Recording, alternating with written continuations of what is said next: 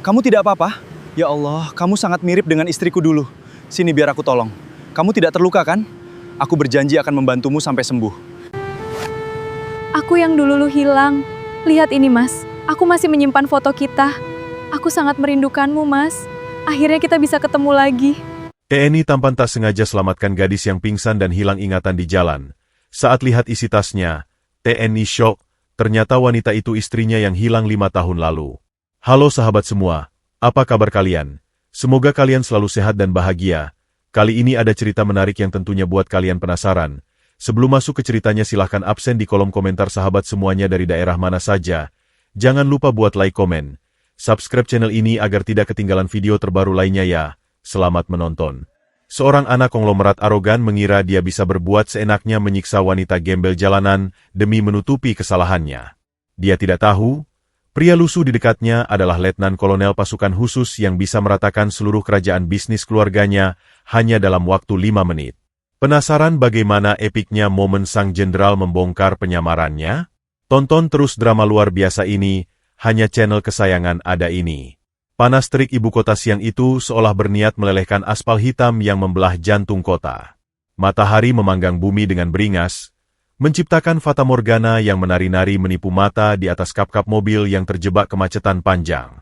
Udara terasa tebal dan menyesakan, beraroma campuran karbon monoksida, debu kering, dan keringat jutaan manusia yang mengadu nasib di bawah langit tak berbelas kasih ini.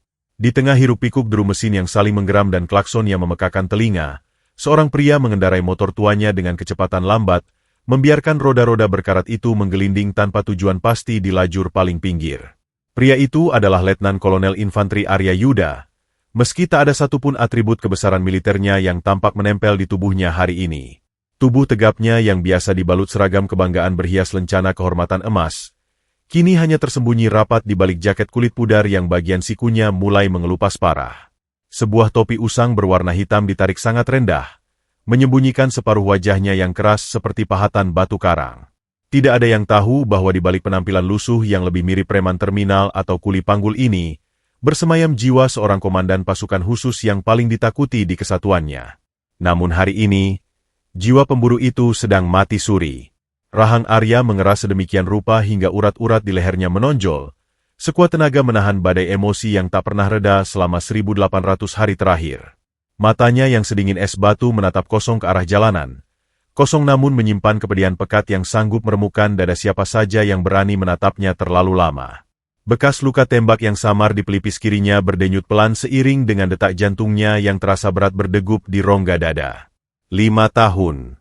Sudah genap 5 tahun sejak belahan jiwanya, istrinya yang sedang mengandung, dirampas secara paksa dari pelukannya oleh sindikat bayaran yang tak meninggalkan jejak.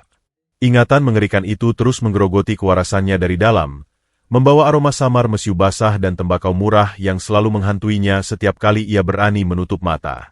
Arya menarik napas panjang, mencoba mengisi paru-parunya dengan udara kotor ibu kota, seolah berharap racun polusi itu bisa mengebaskan rasa sakit yang mengiris-iris hatinya.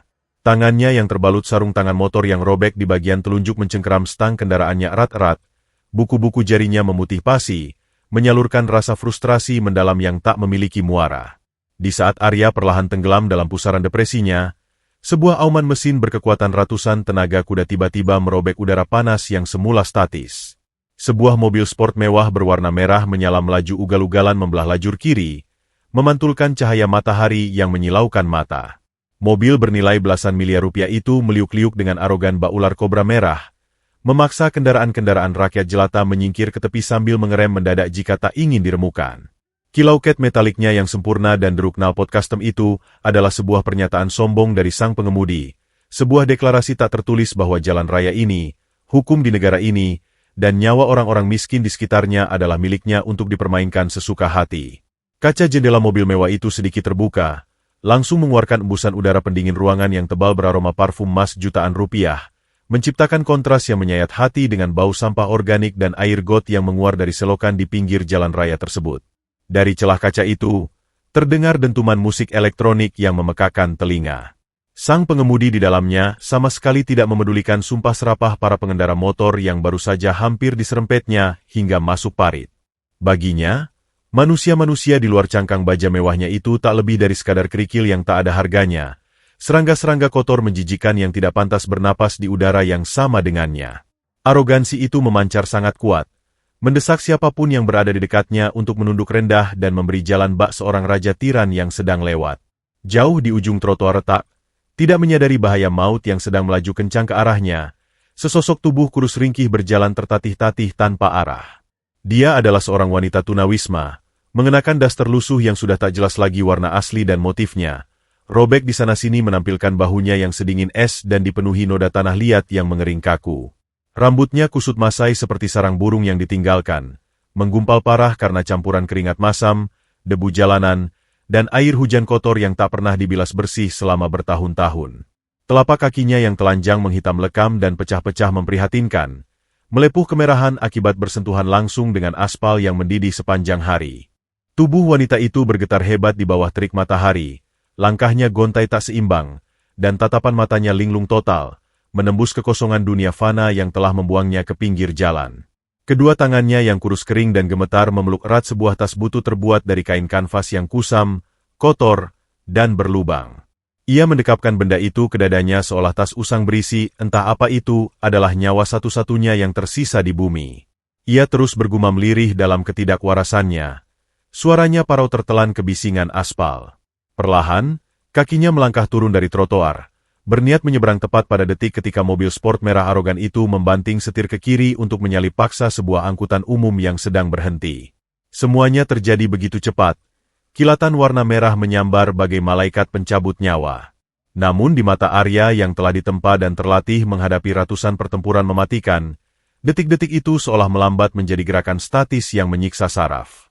Suara decit ban mahal yang bergesekan paksa dengan aspal berteriak melengking menembus gendang telinga, disusul oleh hantaman keras yang membuat isi perut siapapun yang mendengarnya terasa diaduk. Ujung bumper mobil mewah itu menghantam telak pinggul sang wanita malang. Bunyi berdebam keras menggema saat tubuh kurus kering itu terpental ke udara bak boneka kain usang yang putus benangnya, melayang beberapa meter menembus fata morgana panas, sebelum akhirnya menghantam aspal dengan suara tulang berderak yang mengerikan. Tas bututnya terlempar jauh, namun anehnya, jari-jarinya yang berdarah masih berusaha menggapai tas itu bahkan saat kesadarannya direnggut paksa oleh rasa sakit yang membutakan sarafnya. Mobil merah itu memekik berhenti dengan kasar, meninggalkan bekas ban hitam yang panjang terbakar di atas jalan. Debu kotor mengepul di sekitar tubuh wanita yang kini terkapar tak berdaya bagai seonggok daging tak bernyawa. Darah segar berwarna merah pekat mulai merembes perlahan dari pelipisnya, menodai aspal berdebu di bawahnya. Jeritan ngeri terdengar dari beberapa pejalan kaki, kerumunan mulai terbentuk dalam hitungan detik. Pintu mobil sport itu ditendang terbuka. Seorang pemuda berjas licin keluar, menatap jijik ke arah darah yang menetes ke dekat bannya. Ia meludah ke aspal dan berteriak kasar kepada pengawalnya yang berada di mobil belakang. Singkirkan lalat got ini dari bumper mobilku sekarang juga. Bau busuk gembel ini bikin udara di sekitarku tercemar. Jarak 20 meter dari titik hantaman berdarah itu, Arya menginjak tuas rem motor tuanya dalam diam. Sepatu boots berdebunya menapak aspal yang mendidih. Rahangnya yang sejak tadi mengeras kini terkunci rapat hingga berbunyi gemeretak. Dari balik bayangan topinya yang usang, sepasang mata tajam yang sedingin bongkahan es itu menyipit mematikan. Pandangannya terkunci rapat pada pemuda sombong itu, lalu turun menatap tubuh mungil yang terkapar bersimbah darah di kejauhan. Badai yang tertidur di dalam jiwa sang jenderal muda kini mulai terbangun, menanti satu tarikan napas lagi sebelum meledak dan meratakan segalanya ke tanah. Sepatu pantofel kulit buatan desainer Italia seharga puluhan juta rupiah itu menginjak aspal berdebu dengan gerakan angkuh, menciptakan suara decit halus yang seolah menantang teriknya matahari siang itu. Barakusuma, pewaris tunggal kerajaan bisnis properti raksasa yang kekuasaannya mencengkeram separuh ibu kota, melangkah keluar dari kokpit mobil sport merahnya. Jas sutra mahal yang dipesannya khusus dari Milan membalut tubuhnya dengan sempurna, memancarkan aura arogansi yang begitu pekat hingga seolah menyerap seluruh oksigen di sekitarnya. Aroma parfum eksklusif beraksen musk dan oats ketika menguar, berusaha mendominasi udara jalanan yang kotor, bertarung melawan bau pesing selokan dan anyir darah yang mulai merembes perlahan dari dahi wanita tunawisma yang terkapar tak berdaya hanya 2 meter di depannya. Alih-alih meneteskan simpati atau menunjukkan gurat kepanikan layaknya manusia normal yang baru saja menabrak sesama makhluk hidup, raut wajah bara justru berkerut memancarkan kejijikan yang teramat sangat. Matanya yang dibingkai kacamata hitam keluaran terbaru, menatap merendahkan ke arah tubuh kurus kering yang kini bergetar lemah di atas aspal mendidih. Namun, pandangannya tidak bertahan lama pada sang korban. Dengan gerakan cepat dan panik yang didorong oleh materialisme murni, Bara berbalik dan setengah berjongkok untuk memeriksa bumper depan mobil merah kesayangannya. Jari-jarinya yang berhiaskan cincin berlian mengusap kasar sebuah goresan kecil sepanjang jari kelingking di atas ket metalik tersebut. Rahangnya menegang, otot lehernya menonjol, dan wajah tampannya berubah menjadi topeng iblis yang haus darah. Baginya, goresan kecil di mobil itu jauh lebih bernilai, jauh lebih menyakitkan, dibandingkan tulang-tulang yang mungkin remuk di dalam tubuh wanita malang di dekat bannya. Bangsat! Dasar gembel keparat! Kau tahu berapa harga ket mobil ini? Hah?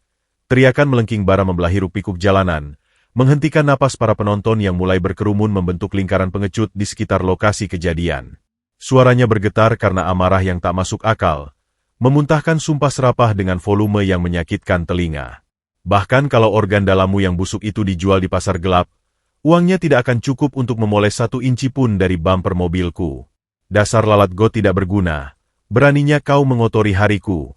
Makinya lagi sambil menendang angin dengan frustrasi.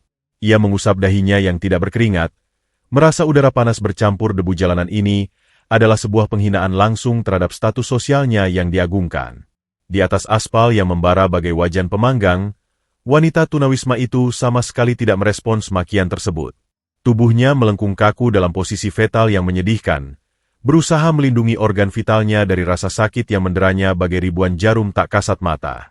Darah kental berwarna merah gelap mengalir pelan dari pelipisnya yang robek, menuruni tulang pipinya yang cekung kusam, lalu menetes membasahi aspal yang menyedotnya dengan rakus.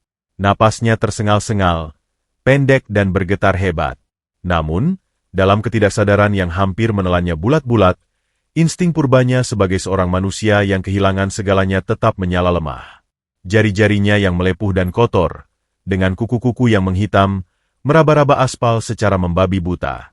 Ia mencari tas kanvas bututnya, harta satu-satunya yang terlempar. Ke dekat ujung sepatu Bara. Bibir pucatnya yang kering dan pecah-pecah bergetar, merintihkan erangan parau yang lebih terdengar seperti cicitan tikus karat, memohon belas kasihan pada semesta yang selama ini selalu memunggunginya. Melihat tangan gemetar yang berlumuran debu dan darah itu berusaha menggapai ujung sepatunya yang mengilap, rasa jijik Bara memuncak hingga ke ubun-ubun.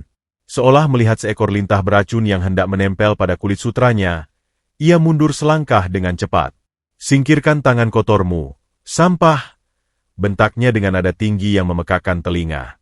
Tanpa setitik pun keraguan di hatinya, Bara mengangkat kaki kanannya lalu menendang tas kanvas butut itu dengan kekuatan penuh.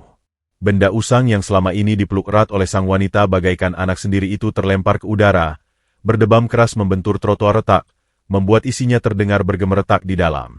Sebuah rintihan menyayat hati keluar dari tenggorokan sang wanita, tubuhnya berkedut kejang sesaat sebelum akhirnya lunglai sepenuhnya, seolah sisa-sisa nyawanya ikut tertendang menjauh bersama tas tersebut. Puluhan mata menyaksikan kekejaman itu dalam diam. Para pejalan kaki, pedagang asongan, hingga pengendara motor yang berhenti, semuanya hanya mematung. Tangan mereka sibuk mengangkat ponsel pintar, merekam penderitaan manusia lain demi konten media sosial semata, tanpa ada satupun yang berani melangkah maju. Kemewahan mobil sport itu, plat nomor cantik yang melekat di sana, serta jas mahal yang dikenakan Bara adalah simbol kekuasaan mutlak yang membungkam nyali kaum marginal. Mereka tahu betul, berurusan dengan orang seperti Bara sama saja dengan menggali kuburan sendiri di negara di mana hukum seringkali bisa dibeli dengan segepok uang tunai. Keheningan kerumunan itu semakin memberikan panggung bagi keangkuhan Bara untuk tumbuh mekar tanpa kendali. Dari dalam mobil SUV hitam raksasa yang sejak tadi mengekor di belakang mobil merah tersebut, 2 orang pria berbadan tegap sebesar lemari es keluar dengan tergesa-gesa. Mereka mengenakan kemeja safari hitam ketat yang mencetak otot-otot binaraga, lengkap dengan kacamata hitam dan earpiece melingkar di telinga. Keduanya menunduk hormat dengan kaku di hadapan Bara, menunggu perintah sang tuan muda yang sedang meradang. Bara membuang ludah ke arah aspal, nyaris mengenai rambut kusut sang wanita, lalu menunjuk tubuh ringkih itu dengan dagunya secara meremehkan. "Kalian buta atau bodoh? Singkirkan bangkai hidup ini dari bumper mobilku sekarang juga. Buang saja keselokan di sana. Jangan sampai cairan menjijikan dari tubuhnya menodai ket mobilku lebih banyak lagi." Aku sudah terlambat untuk rapat Dewan Direksi, dan aku tidak mau membuang satu detik pun untuk mengurusi sampah jalanan ini. Titahnya dengan nada dingin tak terbantahkan, seolah ia baru saja memerintahkan pengawalnya untuk membuang sekantong sampah busuk. Kedua pengawal raksasa itu mengangguk serempak. Tanpa sedikit pun rasa iba, mereka melangkah maju dengan sepatu Lars berat yang berdebam menggetarkan aspal, berniat menyeret tubuh rapuh wanita itu dengan paksa, tidak peduli apakah tulang rusuk atau lehernya akan patah akibat tarikan brutal mereka. Sementara itu, 20 meter dari titik neraka tersebut, udara mendadak terasa bertambah berat. Dari balik kerumunan warga yang mematung ketakutan, sesosok bayangan kelam mulai bergerak membelah lautan manusia dengan keheningan yang mencekam. Letnan Kolonel Arya Yuda telah melepaskan stang motor tuanya. Sepatu boots berdebunya melangkah pelan namun pasti, setiap pijakannya tidak menghasilkan suara, layaknya seekor macan kumbang yang sedang mengintai mangsa dari kegelapan hutan. Rahangnya terkunci mati, menyembunyikan badai kemurkaan yang kini mendidih hebat di dalam nadinya. Urat-urat di punggung tangan dan lehernya menonjol liar, berkedut menahan hasrat membunuh yang telah lama ia kubur dalam-dalam.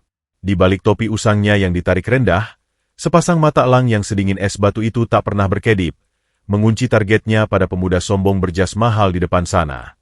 Detak jantung Arya melambat secara artifisial, sebuah respons refleks dari tubuh seorang pemburu elit yang siap menjatuhkan hukuman mati kepada siapapun yang berani mengusik nalurinya. Siang yang terik itu entah mengapa mendadak terasa begitu dingin dan mencekam, seiring dengan langkah Arya yang semakin mendekat menuju panggung keangkuhan sang konglomerat. Dua bayangan raksasa berbaju hitam pekat itu perlahan menutupi sinar matahari yang memanggang tubuh ringkih sang wanita tunawisma. Sepatu Lars bersol tebal milik para pengawal Barakusuma melangkah maju dengan ritme mekanis, seolah mereka hanyalah mesin penghancur tanpa nurani yang diprogram untuk menyingkirkan apapun yang mengganggu tuannya. Hawa panas yang menguap dari permukaan aspal sama sekali tidak menyurutkan niat keji mereka. Di belakang sana, Bara bersedekap dada sambil menyandarkan punggung berjas mahalnya pada bodi mobil sport merah yang mengilap, memamerkan seringai arogan yang merendahkan nilai kemanusiaan. Ia mengawasi anak buahnya dengan kepuasan sadis seorang kaisar tiran, tak sabar melihat pemandangan menjijikan ini segera berakhir agar ia bisa kembali menikmati udara sejuk beraroma kemewahan di dalam kabin mobilnya. Sisa-sisa darah yang menetes dari pelipis sang korban yang terkapar tak berdaya seolah hanya menjadi ornamen murahan di atas panggung kekuasaannya siang itu. Kerumunan orang di sekitar lokasi kejadian masih saja mematung bagaikan sekumpulan patung lilin tak bernyawa, terhipnotis oleh ketakutan yang mencekik pita suara mereka, membiarkan hukum jalanan dikuasai oleh lembaran uang 100 ribuan milik sang konglomerat muda. Namun, di saat nurani puluhan saksi mata itu lumpuh total, sebuah pergerakan kecil dari sudut trotoar yang kumuh merobek tirai keheningan pengecut tersebut. Seorang wanita tua renta, dengan tubuh bungkuk yang mengingatkan pada dahan rapuh di musim kemarau, menyeret langkahnya yang pincang dengan kepanikan luar biasa. Dia adalah Mbok Asih, seorang pedagang asongan yang sehari-harinya mengais rezeki dari recehan para pengemudi yang terjebak kemacetan. Wajahnya dipenuhi keriput dalam yang memetakan kerasnya penderitaan hidup, sementara rambut putihnya yang tipis diikat seadanya. Keranjang bambu berisi beberapa bungkus tisu dan botol air mineral murahan berayun liar di pinggangnya saat ia berlari tertatih-tatih membelah kerumunan. Napasnya terdengar berbunyi mengi, berat dan menyakitkan, seakan setiap tarikan. Udara membebani paru-parunya yang telah tua. Namun, sorot matanya memancarkan ketulusan yang membakar, sebuah keberanian murni yang lahir bukan dari otot atau senjata, melainkan dari sisa-sisa empati kemanusiaan yang menolak untuk mati di jalanan kejam ini. Melihat salah satu pengawal berbadan tegap itu sudah membungkuk dan menjulurkan tangannya yang kasar bak beruang untuk mencengkeram kerah daster lusuh sang korban, Mbok Asih memaksakan kakinya yang ngilu untuk melompat maju. Dengan teriakan serak yang menyayat hati, wanita tua itu menjatuhkan tubuh rentanya tepat di atas tubuh wanita tunawisma yang tengah pingsan. Ia menjadikan tulang punggungnya yang rapuh sebagai perisai hidup, merentangkan kedua tangannya yang bergetar hebat dan dipenuhi bintik-bintik usia untuk menutupi kepala sang korban dari ancaman tangan raksasa sang pengawal. Debu jalanan seketika mengepul saat lutut Mbok Asih menghantam aspal yang keras, merobek kulit keriputnya hingga darah segar mulai mengintip dari balik kain jariknya yang pudar. Ia tidak memedulikan rasa perih yang menjalar. Tangan gemetarnya dengan cepat menarik satu-satunya harta berharga yang melekat di tubuhnya, yakni sebuah selendang batik coklat yang sudah menipis dan berlubang di bagian ujungnya. Ia segera membentangkan selendang itu di atas wajah sang wanita muda, berusaha menghalau sengatan matahari yang memanggang luka di dahi korban dari kejamnya ibu kota. "Jangan, Tuan, tolong, demi Allah, jangan sakiti dia lagi. Suara Mbok Asi pecah bergetar, memohon dengan air mata yang mulai menggenangi sudut-sudut matanya yang keruh. Ia menengadah, menatap rahang kotak sang pengawal dari bawah dengan sorot memelas yang seharusnya sanggup meruntuhkan hati sekeras batu bata sekalipun. Dia sudah tidak sadar, Tuan. Tulang-tulangnya pasti ada yang patah. Kalau tuan-tuan membuangnya ke selokan, dia bisa mati. Biar ibu yang membawanya minggir. Tolong beri kami waktu sebentar saja. Jangan ditarik kasar seperti binatang. Isak Mbok Asi pilu. Tangannya yang kasar karena puluhan tahun memegang gerobak asongan, kini mengusap lembut rambut kusut berdebu milik wanita tunawisma di bawahnya, seolah sedang menenangkan anak kandungnya sendiri. Ketulusan absolut itu terpancar di tengah lautan keegoisan, menciptakan kontras yang begitu memilukan. Di seberang sana, Barakusuma justru tertawa meremehkan. Suara tawanya yang dingin terdengar sangat sumbang, merobek atmosfer tragis yang baru saja tercipta. Ia melepas kacamata hitamnya, memutar bola matanya dengan gaya teatrikal yang penuh sarkasme tajam, seolah baru saja menyaksikan pertunjukan sirkus paling konyol sedunia. Wah, lihat apa yang kita punya di sini. Pahlawan kesiangan dari kasta paling dasar. Hei, nenek peot bermulut bau tanah. Kau pikir kau ini siapa berani menceramahiku di tengah jalan? Hah? Bentak bara, suaranya melengking penuh arogansi, mengintimidasi udara di sekitarnya. Satu nyawa gembel saja sudah membuat pagiku hancur, dan sekarang kau datang menambah polusi visual di depan mataku. Seragam kumalmu dan selendang lapukmu itu bahkan tidak pantas dipakai untuk mengelap velg ban mobilku. Singkirkan juga fosil hidup ini sekalian. Buang mereka berdua ke tempat sampah, di mana mereka seharusnya berada. Titahnya dengan lambaian tangan merendahkan. Mendengar perintah mutlak dari sang majikan, kedua pengawal itu menyeringai kejam. Tidak ada belas kasihan di mata mereka, yang ada hanyalah kepatuhan buta pada bayaran mahal sang tuan muda. Salah satu dari pria raksasa itu mendengus kasar, lalu dengan gerakan tanpa ampun yang tidak memedulikan kodrat Mbok Asi sebagai orang tua renta, ia mencengkeram pundak Mbok Asi kuat-kuat. Jari-jari besarnya menekan tulang selangkah sang nenek, hingga menimbulkan rintihan kesakitan yang tertahan di tenggorokan tuanya. Singkir, nenek tua. Jangan cari mati di sini. Geram pengawal itu dengan suara berat yang mengancam, seakan sedang berbicara dengan serangga pengganggu.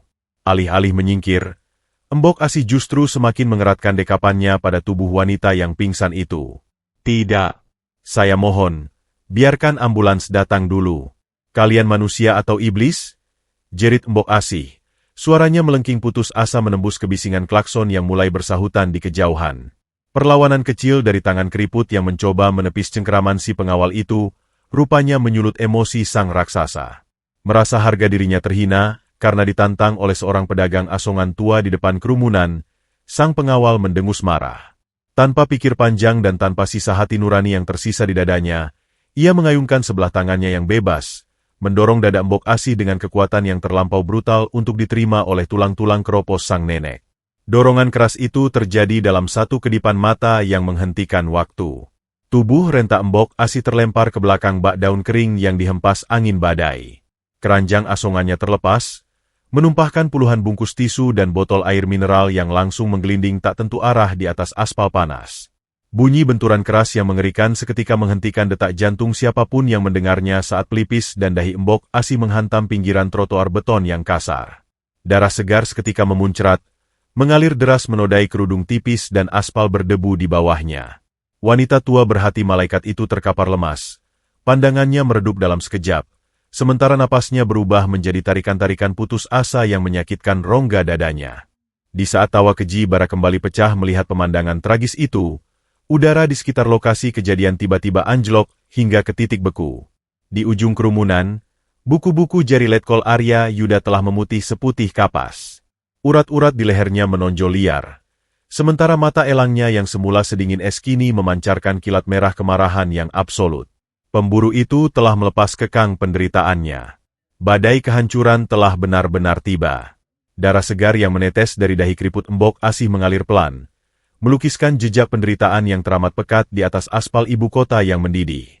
Bunyi benturan tulang rentanya dengan pinggiran beton trotoar seolah masih bergema secara gaib di udara, menyisakan ngilu yang menusuk rongga dada siapapun yang masih memiliki sisa-sisa nurani.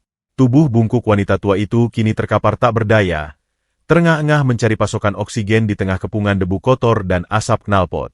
Keranjang asongannya yang hancur berserakan menjadi saksi bisu bagaimana niat suci untuk menolong sesama justru dibayar lunas dengan kekerasan brutal yang tak kenal ampun.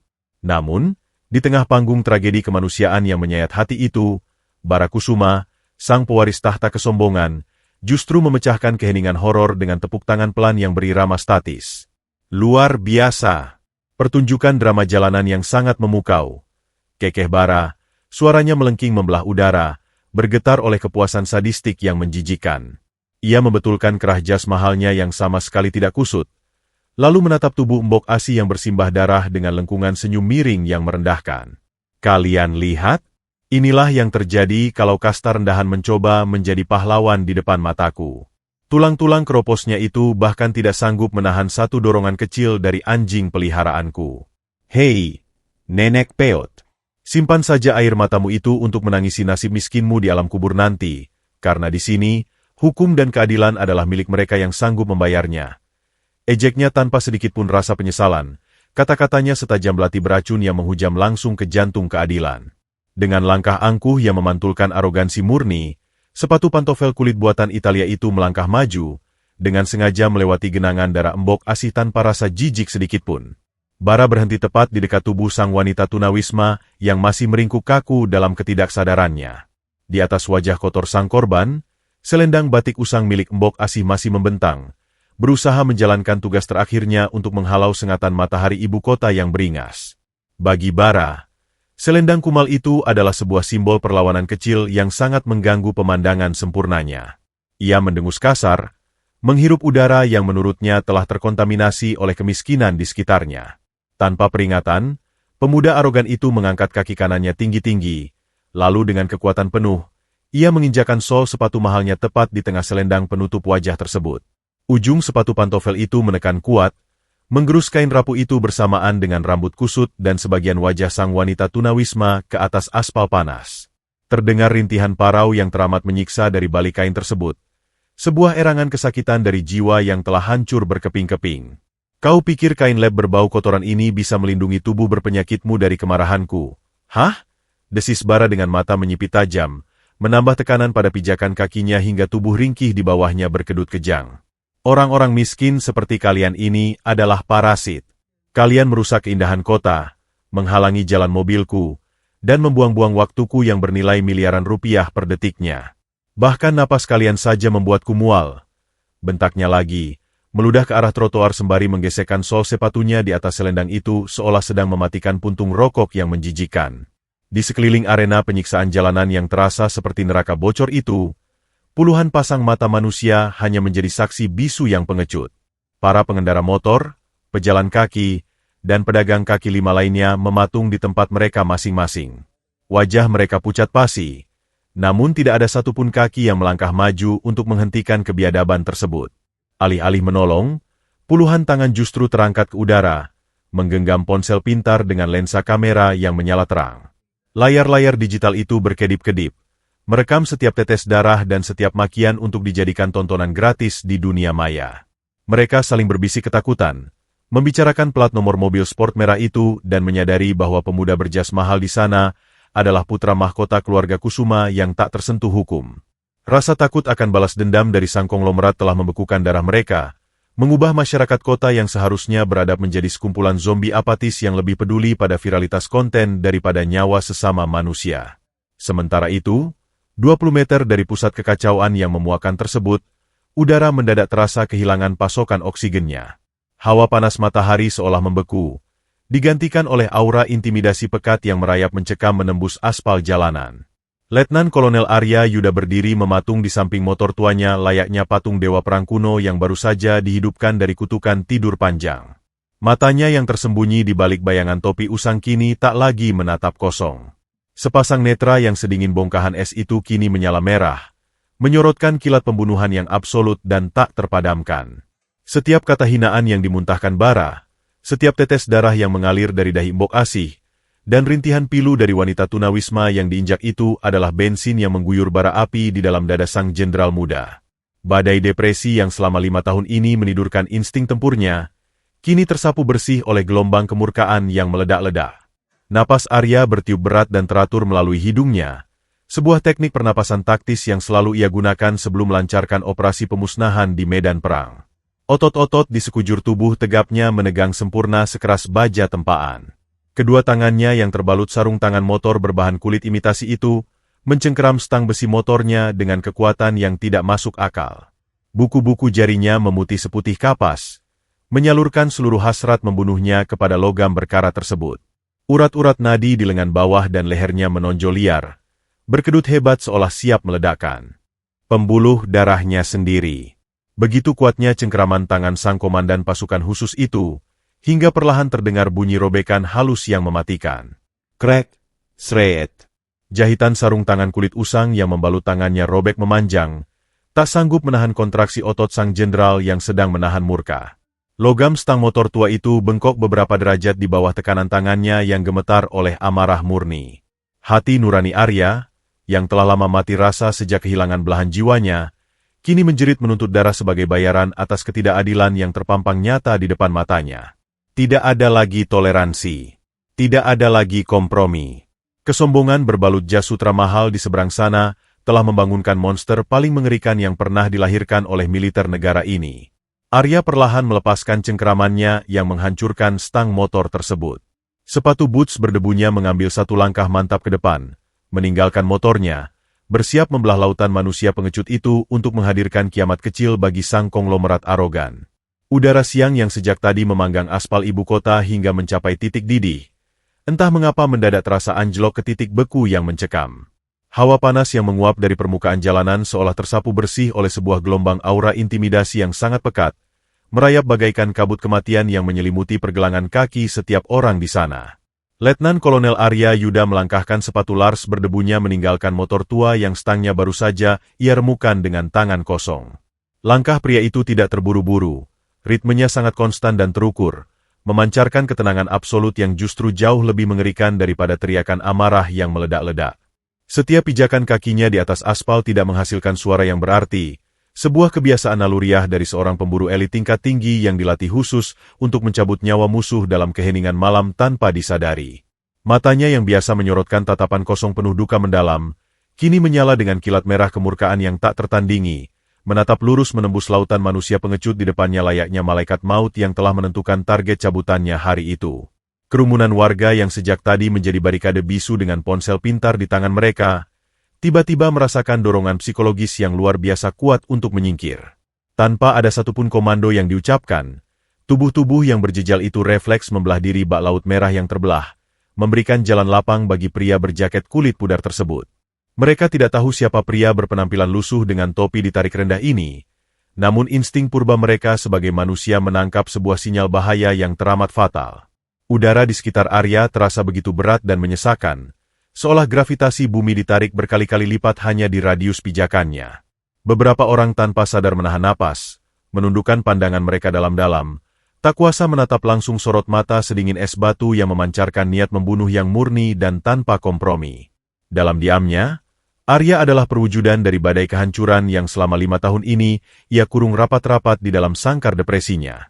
Di pusat arena neraka tersebut, Barakusuma masih berdiri congkak dengan tangan bersedekap, tersenyum sinis menikmati penderitaan yang ia ciptakan. Di bawah bayangan mobil sport merahnya yang mengilap, sang pengawal raksasa berbaju hitam baru saja selesai menertawakan rintihan pilu Mbok Asih. Pria berotot kawat itu merasa tidak puas hanya dengan mendorong wanita tua renta tersebut, hingga kepalanya bocor menghantam trotoar. Merasa mendapat angin dari tawa tuannya, pengawal itu kembali melangkah maju, memamerkan rahang kotaknya yang kejam. Ia membungkuk kasar, tangan kanannya yang sebesar batang pohon menjulur ke depan, berniat mencengkeram kerah daster kumal sang wanita tunawisma yang masih pingsan diinjak oleh sepatu bara.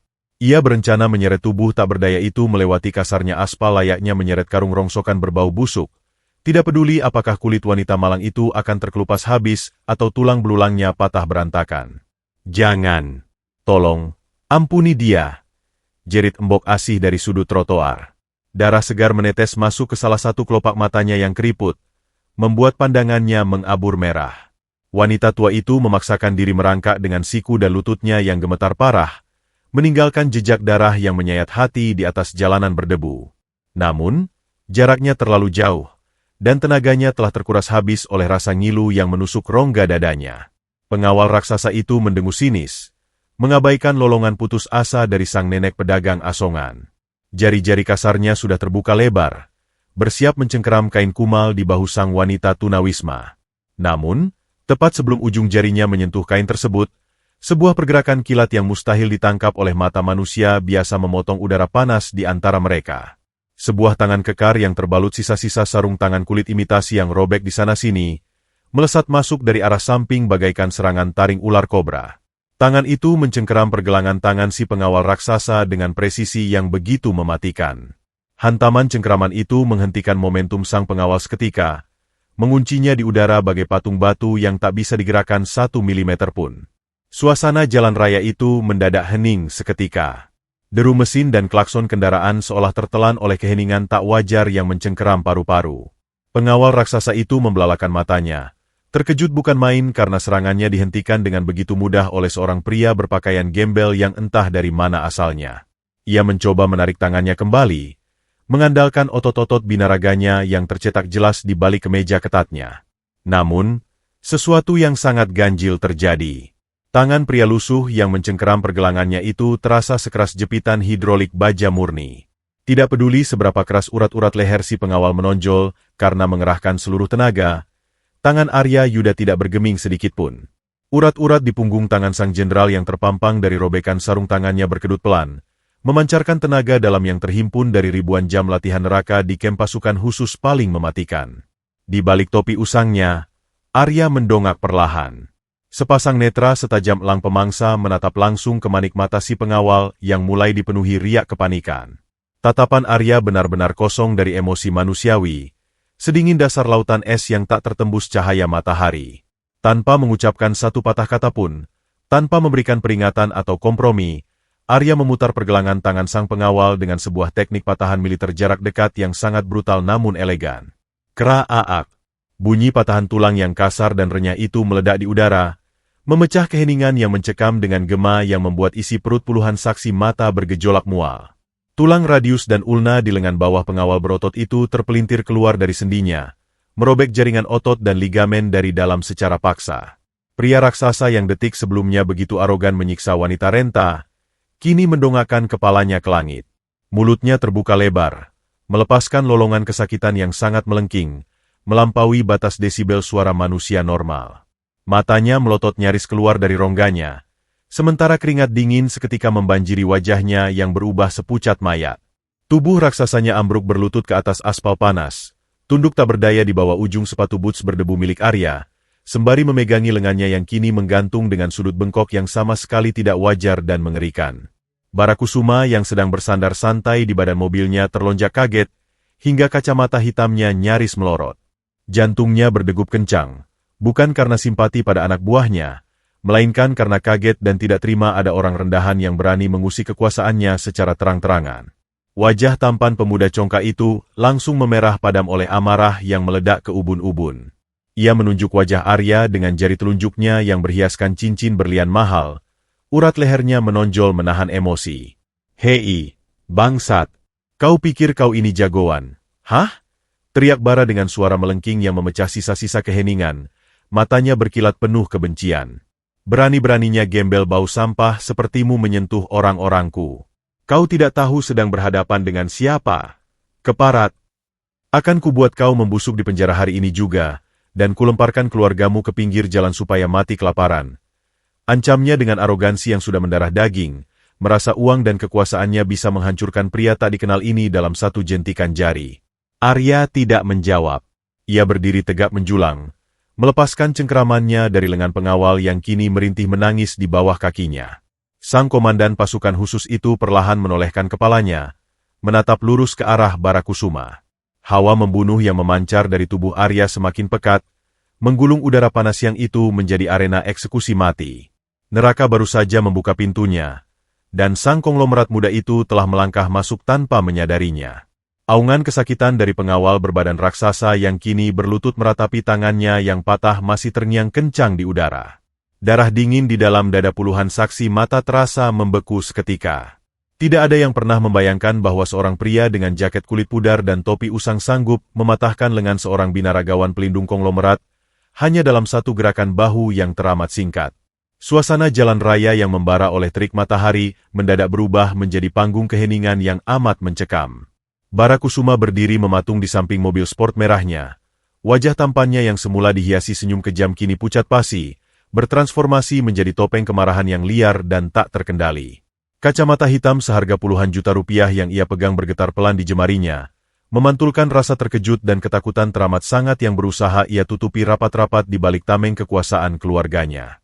Melihat rekannya terkapar mengerang dalam kubangan keringat dingin, pengawal kedua, seorang pria berbadan lebih besar dengan bekas luka garatan di pipi kirinya, mendengus bagaikan banteng terluka. Ditarik oleh rasa malu dan harga diri yang terinjak-injak di depan umum, pria itu melupakan seluruh pertimbangan akal sehatnya. Dengan raungan berat yang bergetar dari rongga dadanya, pengawal kedua itu melompat maju membelah udara panas. Tangan kanannya yang mengepal sekeras batu bata melayang brutal, mengincar pelipis Arya dengan pukulan lurus bertenaga penuh yang sanggup meretakkan tengkorak manusia biasa. Angin pukulan itu menghembus tajam, memotong keheningan jalanan. Namun, bagi seorang perwira elit komando yang telah melewati ribuan simulasi pertempuran jarak dekat dan medan operasi berdarah, gerakan liar itu terasa teramat lambat, tak ubahnya lambaian tangan anak kecil yang tidak memiliki koordinasi. Tanpa sedikit pun menggeser posisi telapak kaki bootsnya dari aspal berdebu, Arya hanya perlu menyampingkan kepalanya beberapa milimeter ke kanan. Pukulan brutal itu melayang tipis menembus udara kosong tepat di samping telinganya. Sebelum pengawal raksasa itu sempat menyadari kegagalannya dan menarik kembali lengannya, Arya bergerak dengan presisi yang begitu mematikan. Tangan kiri Arya melesat bagaikan jepitan baja hidrolik, menangkap kerah kemeja safari hitam sang pengawal, sementara tangan kanannya yang terbalut sarung tangan robek mencengkeram siku lawan dari bawah. Dengan memanfaatkan momentum dorongan tubuh si pengawal sendiri, Arya memutar tubuhnya sedikit dan menghentakkan pinggulnya. Sebuah teknik bantingan judo militer yang teramat bersih dieksekusi tanpa mengeluarkan suara atau desahan napas sedikit pun. Tubuh raksasa seberat lebih dari 100 kg itu terangkat melayang di udara, memutar satu putaran penuh, sebelum akhirnya terbanting keras menghantam aspal mendidih dengan posisi punggung terlebih dahulu. Boom! Hantaman keras tubuh pengawal kedua itu menggetarkan permukaan jalan berdebu, mengeluarkan bunyi yang renyah saat seluruh pasokan udara di dalam paru-parunya terhempas keluar secara paksa. Pria raksasa itu terbaring terlentang, matanya terbelalak ke arah langit siang yang membara, memamerkan selaput putih tanpa mampu lagi mengedipkan kelopak matanya. Ia kejang sesaat, mendengkur halus akibat gegar otak ringan, sebelum akhirnya terkulai layu tak sadarkan diri di samping temannya yang masih menangis memegangi tangannya yang bengkok. Hanya dalam waktu kurang dari 1 menit, 2 pengawal terlatih sewaan keluarga konglomerat itu telah dilumpuhkan total oleh satu orang pria yang sejak awal mereka sebut sebagai gembel tak berguna. Saksi mata di sekeliling arena ternganga lebar. Ponsel di tangan mereka hampir terlepas akibat guncangan ketakutan yang merayap di balik tengkorak mereka. Melihat kedua pengawal pribadinya tumbang bagaikan pohon pisang yang ditumbangkan angin puting beliung, pertahanan mental Barakusuma runtuh total. Ia mundur 2 langkah hingga punggungnya menabrak kap mobil mewahnya. Napasnya tersengal-sengal memburu, dan peluh dingin mulai merembes membasahi dahi serta leher jas mewahnya. Namun, bukannya sadar dan memohon ampun, racun kesombongan yang telah menjiwai seluruh aliran darahnya justru meledakkan rasa frustrasi yang tak terhingga. Ia menunjuk-nunjukkan jarinya yang gemetar ke arah muka Arya. Suaranya naik beberapa oktav menjadi teriakan histeris yang melengking konyol. Baji bangsat! Kau benar-benar tidak tahu siapa aku. Hah? Jerit Bara dengan rahang gemetaran. Matanya mendelik liar penuh kepanikan yang ditutupi amarah murahan. Kau cuma sampah jalanan. Bau busuk dari pakaianmu saja sudah membuktikan kau tidak lebih berharga dari kotoran anjing. Berani-beraninya kau menyentuh orang-orangku di tengah kota ini. Dengan gerakan panik, tangan Bara merogoh saku dalam jas mahalnya, menarik keluar sebuah ponsel pintar bersepu emas dengan harga ratusan juta rupiah. Jari-jarinya yang gemetar menekan tombol panggilan cepat pada sebuah kontak yang ia simpan dengan nama pejabat tinggi kepolisian daerah. Sambil menempelkan ponsel itu ke telinganya, Bara menatap Arya dengan tatapan penuh dendam kesumat yang membara. Akan kutunjukkan padamu apa artinya kekuasaan, gembel keparat, teriak Bara di depan kerumunan, sengaja menyaringkan suaranya agar seluruh warga mendengar betapa tingginya kedudukannya di atas hukum. Halo. Ajun Komisaris Besar Polisi Hendra. Ini saya, Bara Kusuma. Ada preman gembel dangerous yang mencoba membunuh saya dan merusak mobil saya di jalan raya. Kirim seluruh pasukanmu sekarang juga. Bawa senjata lengkap dan jebloskan bangsat ini ke penjara seumur hidup, atau kupastikan jabatanmu dicopot esok hari. Ancamnya berapi-api pada penerima telepon di seberang sana. Mendengar ancaman dan rekayasa cerita dari sang konglomerat muda yang sedang menelepon pejabat korup itu, Arya Yuda sama sekali tidak menunjukkan reaksi ketakutan. Wajahnya yang tersembunyi di balik bayangan topi usang tetap datar bagaikan dinding goa batu yang tak tergoyahkan.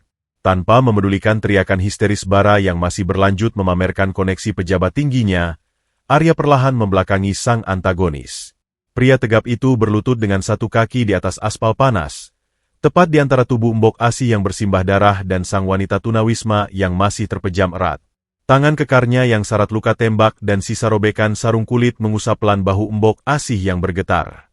Sorot matanya yang sedingin es batu kini melunak sejenak saat menatap dua jiwa yang menjadi korban ketidakadilan ini, sementara di balik punggungnya, suara sirine polisi mulai terdengar meraung kencang dari kejauhan, menandakan bahwa jaring perangkap sang konglomerat mulai dibentangkan untuk menjerat sang jenderal rahasia. Raungan sirine polisi memecah udara siang ibu kota yang mendidih bak wajah neraka, melolong panjang dan melengking hingga memekakan gendang telinga. Suara itu menyayat keheningan mencekam yang sebelumnya menguasai jalan raya berdebu tersebut, membawa semacam ilusi keadilan yang sesungguhnya hanyalah alat penindas bagi mereka yang tak berpunya. Dari kejauhan, kilatan lampu rotator berwarna merah dan biru menyambar-nyambar liar, memantul di atas kap mobil-mobil warga yang terjebak kemacetan dan menyilaukan mata para pejalan kaki yang masih mematung ketakutan. 3 unit mobil patroli kepolisian jenis SUV melaju kencang dengan kecepatan ugal-ugalan, mengambil alih lajur berlawanan arah tanpa memedulikan keselamatan pengendara lain. Rem mendecit nyaring, ban-ban bergerigi kasar itu bergesekan paksa dengan aspal panas, meninggalkan jejak karet hitam yang terbakar tepat di belakang mobil sport merah milik Bara Kusuma. Debu jalanan seketika mengepul tebal, menyelimuti udara yang sudah terasa menyesakkan dengan aroma logam panas dan polusi pekat. Pintu-pintu mobil patroli itu ditendang terbuka secara serentak. Dari dalamnya, berhamburan 6 orang anggota kepolisian berseragam lengkap, mengenakan rompi anti peluru hitam, kacamata gelap, dan sabuk taktis yang dipenuhi berbagai macam peralatan penegak hukum. Di barisan paling depan, melangkah seorang perwira menengah berpangkat ajun komisaris polisi dengan perut sedikit membuncit, sebuah tanda tak terbantahkan dari kemakmuran yang lahir dari kantong-kantong konglomerat. Perwira bernama AKP Anton itu berjalan dengan dada dibusungkan, memancarkan arogansi institusi yang seharusnya melindungi rakyat kecil, namun kini telah sepenuhnya dibeli oleh gemerincing koin emas para penguasa. Alih-alih mengamankan tempat kejadian perkara atau mengecek kondisi 2 wanita malang yang terkapar bersimbah darah di atas aspal, pandangan Anton langsung tertuju pada pemuda berjas mahal yang sedang berdiri bersandar di kap mobil mewahnya. Melihat bala bantuan yang ia beli dengan uang saku bulanannya telah tiba, kepanikan yang sempat membuat wajah Bara pucat pasi kini menguap tak berbekas. Ketakutannya pada kekuatan monster di dalam diri Arya seketika digantikan oleh keangkuhan ganda yang jauh lebih menjijikkan dari sebelumnya. Bara menyeringai lebar, sebuah senyuman asimetris yang memancarkan kelicikan murni, memamerkan deretan giginya bak serigala yang baru saja menemukan mangsa terperangkap di dalam kandang. Ia merapikan kerah jas sutranya yang sempat kusut akibat panik, lalu menyambut kedatangan sang perwira dengan lambaian tangan merendahkan. Akhirnya kalian datang juga. Kerja kalian lelet sekali. Hah? Apa perlu aku memotong donasi bulananku ke kantormu itu?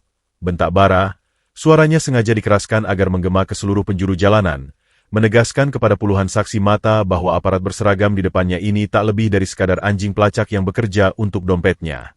Mendengar teguran kasar dari sang putra mahkota keluarga Kusuma, AKP Anton sama sekali tidak tersinggung. Sebaliknya, perwira polisi itu justru melepas kacamata hitamnya dan menundukkan kepala dengan gestur menjilat yang teramat kentara. Mohon maaf yang sebesar-besarnya, Tuan Muda Bara. Kondisi jalan raya sangat padat, namun kami segera menerobos kemacetan begitu menerima panggilan khusus dari Anda, ucap Anton dengan nada merendah yang sangat kontras dengan seragam kebesaran yang menempel di tubuhnya. Ia melirik sekilas ke arah 2 pengawal raksasa Bara yang masih merintih kesakitan di atas aspal, lalu menatap Bara dengan raut wajah pura-pura terkejut. Astaga! Siapa yang berani membuat kekacauan seperti ini dan mengancam keselamatan tuan muda di wilayah hukum saya? Tunjukkan pelakunya, dan akan saya pastikan dia membusuk di sel tikus hari ini juga. Janjinya dengan suara bulat, menjual keadilan semurah barang loakan di pinggir jalan. Bara tertawa sinis. Tawa melengking yang mengiris hati nurani siapapun yang mendengarnya. Ia mengangkat tangannya yang dihiasi cincin berlian, lalu menunjuk lurus ke arah pria berjaket pudar yang masih berlutut menjaga tubuh renta embok asih di kejauhan. Itu dia. Preman gembel bau sampah itu. Dia tiba-tiba menyerang mobilku, memukul asisten-asistenku hingga cacat, dan mencoba merampok barang berhargaku di siang bolong. Dan lihat itu, 2 gembel perempuan yang pura-pura mati di dekatnya itu pasti komplotannya. Mereka sengaja menabrakkan diri ke mobilku untuk memeras uangku.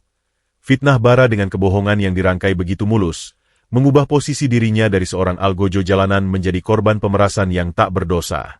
Saksi mata di kerumunan saling berpandangan dengan mata terbelalak mendengar rekayasa keji itu, namun tak satupun bibir yang berani terbuka untuk menyuarakan kebenaran. Ketakutan telah mengunci rapat pita suara mereka. Mendapat perintah dari majikan tak resminya, wajah AKP Anton yang semula penuh senyum ramah kini berubah drastis menjadi topeng iblis yang haus darah.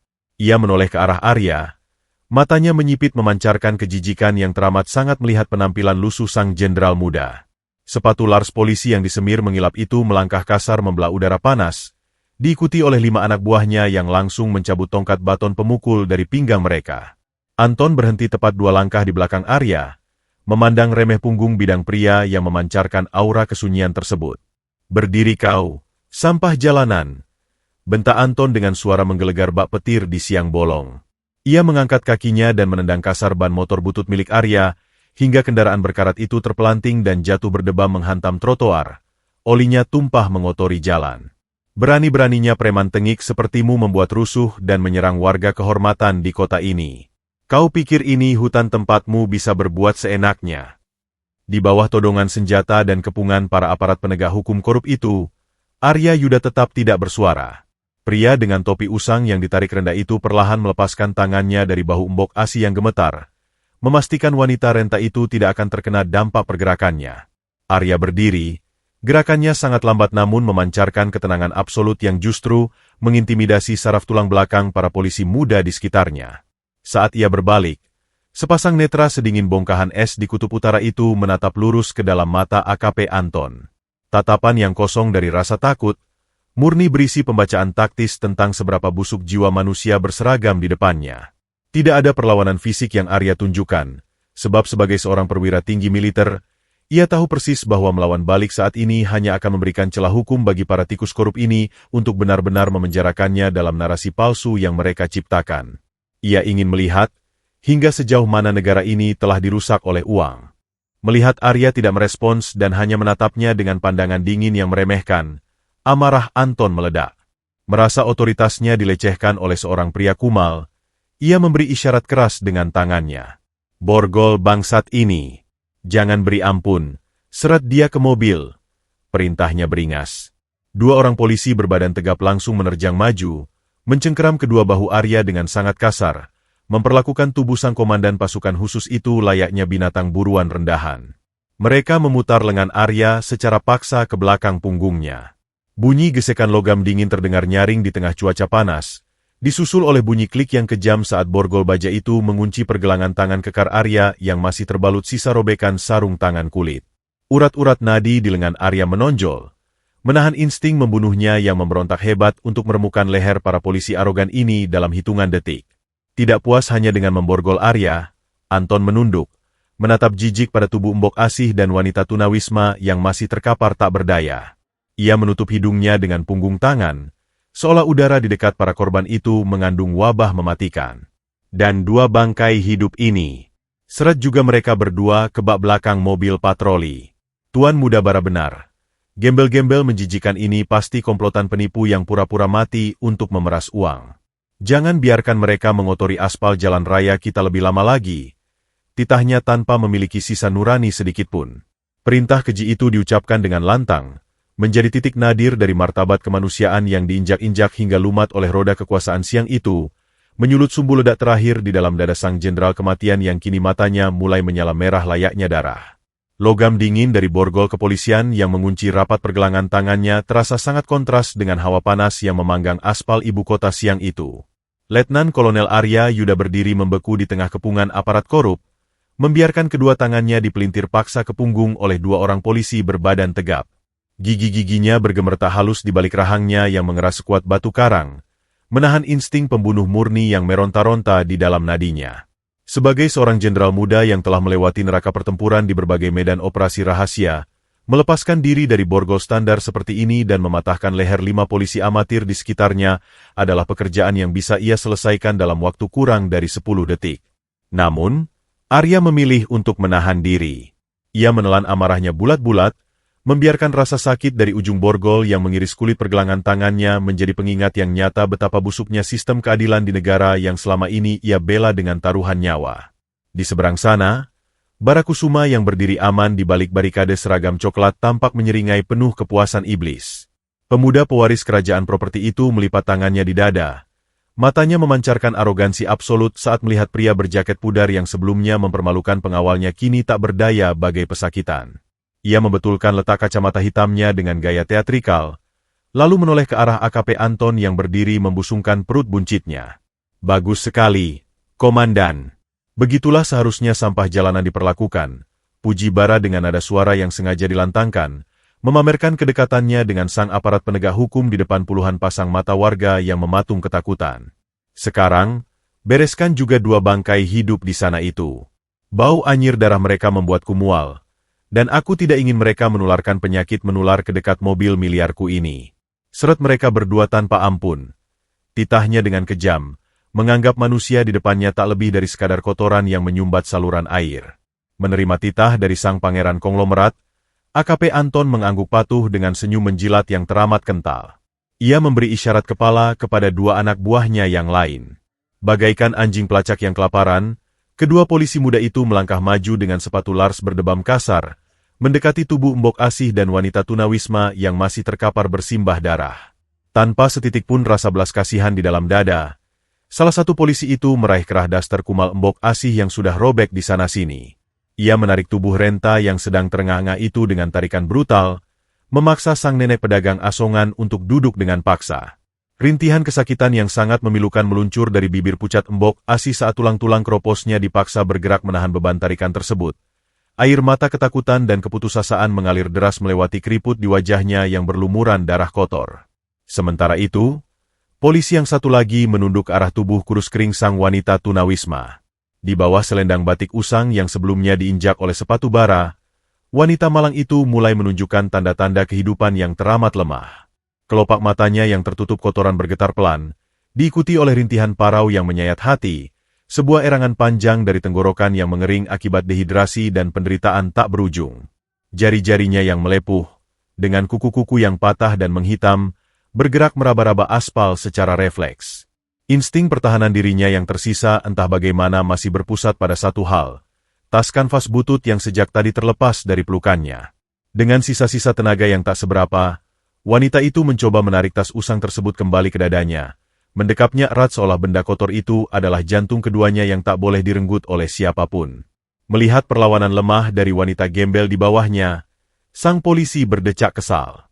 Ia merasa harga dirinya sebagai aparat dihinakan karena harus mengurusi orang gila yang bau sampah di tengah terik matahari. Lepaskan benda busuk ini, orang gila, bentak sang polisi dengan kasar. Tangannya yang terbalut sarung tangan hitam meraih tali tas kanvas tersebut dan menariknya dengan paksa. Namun, entah kekuatan dari mana yang merasuki jiwa wanita tunawisma itu, ia justru semakin mengeratkan pelukannya. Tubuhnya yang gemetar hebat melengkung, menutupi tas itu dengan seluruh sisa hidupnya, mengundang gelak tawa sinis dari Barakusuma yang menonton pertunjukan itu layaknya komedi murahan. Tarik saja paksa tasnya. Paling isinya cuma kumpulan sampah botol plastik atau bangkai tikus yang dia pungut dari tempat sampah. Teriak Bara merendahkan, tawanya melengking memecah udara siang yang mencekam. Gembel-gembel menjijikan ini memang selalu bertingkah seolah sampah mereka adalah harta karun. Hancurkan saja sekalian biar dia sadar diri. Mendengar provokasi itu, amarah sang polisi memuncak. Tidak mau terlihat lemah di depan sang konglomerat dan komandannya, polisi itu menjejakkan satu kakinya dengan kuat di aspal untuk mencari tumpuan. Ia mengabaikan rintihan kesakitan sang wanita malang, mengabaikan fakta bahwa dahi korban sedang berdarah parah. Dengan sebuah tarikan tenaga penuh yang sangat brutal dan biadab, polisi itu menyentak tas kanvas butut tersebut. Kain kanvas yang sudah lapuk dimakan usia dan cuaca ekstrim itu tak sanggup menahan tekanan kekuatan tarik-menarik tersebut. Sebuah bunyi robekan yang teramat kasar merobek udara. Breet. Suara kain yang tercabik itu bergema mengerikan. Seiring dengan lepasnya tas itu dari pelukan sang wanita tunawisma yang langsung terjerembab membentur aspal akibat hilangnya keseimbangan. Tepat pada detik itu juga, seolah semesta menekan tombol gerak lambat, waktu di jalan raya yang mendidih itu terasa berhenti berdetak. Mulut tas kanvas yang koyak lebar itu memuntahkan seluruh isinya ke udara. Benda-benda yang selama 5 tahun ini dijaga dengan taruhan nyawa oleh sang wanita malang, kini melayang tanpa daya sebelum berjatuhan dan berserakan tak tentu arah di atas aspal hitam yang memantulkan hawa panas. Tidak ada botol plastik bekas. Tidak ada rongsokan menjijikan seperti yang dituduhkan oleh mulut sombong Barakusuma. Yang tumpah menggelinding di bawah terik matahari itu adalah serpihan-serpihan masa lalu yang dikubur hidup-hidup oleh takdir yang kejam. Beberapa lembar pakaian bayi yang sudah menguning kusam berjatuhan menutupi debu. Sepasang sepatu rajut bayi berwarna biru muda yang separuh gosong terbakar menggelinding pelan. Dan di antara semua benda menyayat hati itu, 2 buah benda meluncur keluar dari lipatan kain terdalam tas tersebut. Sebuah benda logam keperakan memantulkan kilat cahaya matahari dengan sangat menyilaukan, terpental dan berdenting nyaring saat menghantam aspal, meluncur mulus hingga berhenti tepat di ujung sepatu boots berdebu milik Arya Yuda yang sedang diborgol paksa. Mengikuti di belakangnya, selembar foto berbingkai kecil yang kaca pelindungnya telah retak 1000, jatuh tertelungkup tak jauh dari benda logam tersebut. Di tengah cengkeraman kasar 2 polisi di belakang punggungnya, napas Arya Yuda mendadak terhenti total. Jantung di dalam rongga dadanya seakan dipukul oleh godam-godam raksasa tak kasat mata. Udara panas di sekitarnya seketika menguap, digantikan oleh keheningan absolut yang memekakan telinga. Sepasang mata elangnya yang sedingin es batu terpaku erat, terkunci tanpa bisa berkedip pada pantulan cahaya dari benda logam di bawah ujung sepatunya. Sebuah liontin perak dengan ukiran kasar berbentuk separuh sayap burung elang. Dunia di sekeliling sang jenderal muda runtuh seketika, hancur berkeping-keping digantikan oleh gelombang kejut yang membekukan darah di seluruh nadinya. Rahasia masa lalu yang paling menyakitkan kini tergeletak bisu di bawah kakinya, menanti untuk membangkitkan badai kiamat yang sesungguhnya. Dentingan logam keperakan yang berbenturan dengan aspal mendidih siang itu bukanlah suara yang keras, namun di telinga Letnan Kolonel Arya Yuda, resonansinya setara dengan ledakan bom berkekuatan ribuan megaton yang menghancurkan seluruh isi kepalanya. Tepat pada detik ketika benda itu meluncur keluar dari robekan tas kanvas butut dan memantulkan kilat cahaya matahari langsung ke kornea matanya, waktu di alam semesta seakan ditarik hingga berhenti total. Kebisingan klakson kemacetan ibu kota, lolongan sirine mobil patroli polisi korup, tawa melengking Barakusuma yang merendahkan kemanusiaan, dan makian aparat di belakangnya, semuanya menguap tersapu keheningan absolut yang memekakan telinga. Sepasang mata elang Arya yang sedingin es batu, yang tak pernah gentar menatap lara senapan musuh di medan perang, kini membelalak ngeri, terkunci tanpa bisa berkedip pada sebuah liontin perak berbentuk separuh sayap burung elang yang kini tergeletak bisu di dekat ujung sepatunya.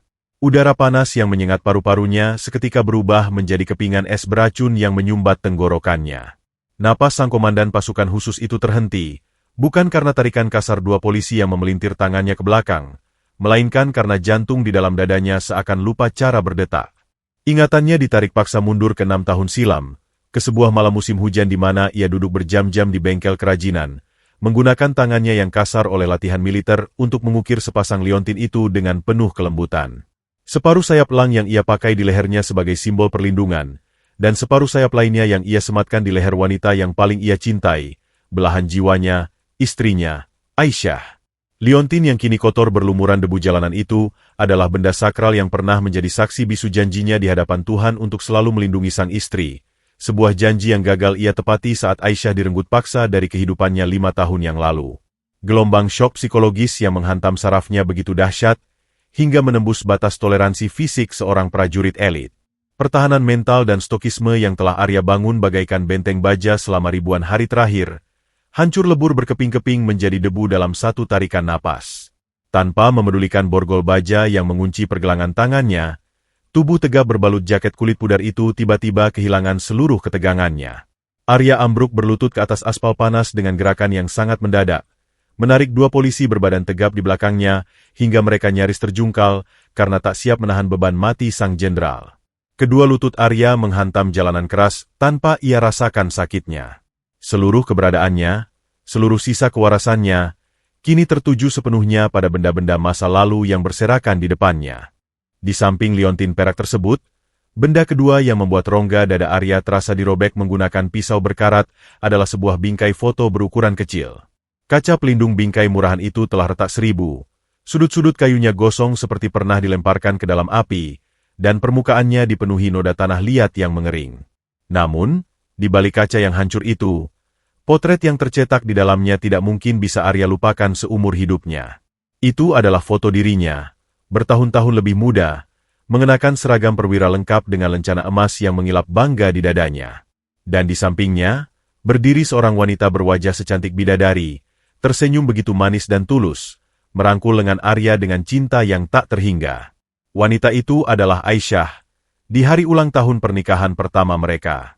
Foto yang menjadi satu-satunya harta karun yang dipertahankan mati-matian oleh sang gembel jalanan ini selama bertahun-tahun, bahkan di saat ia kehilangan akal sehatnya.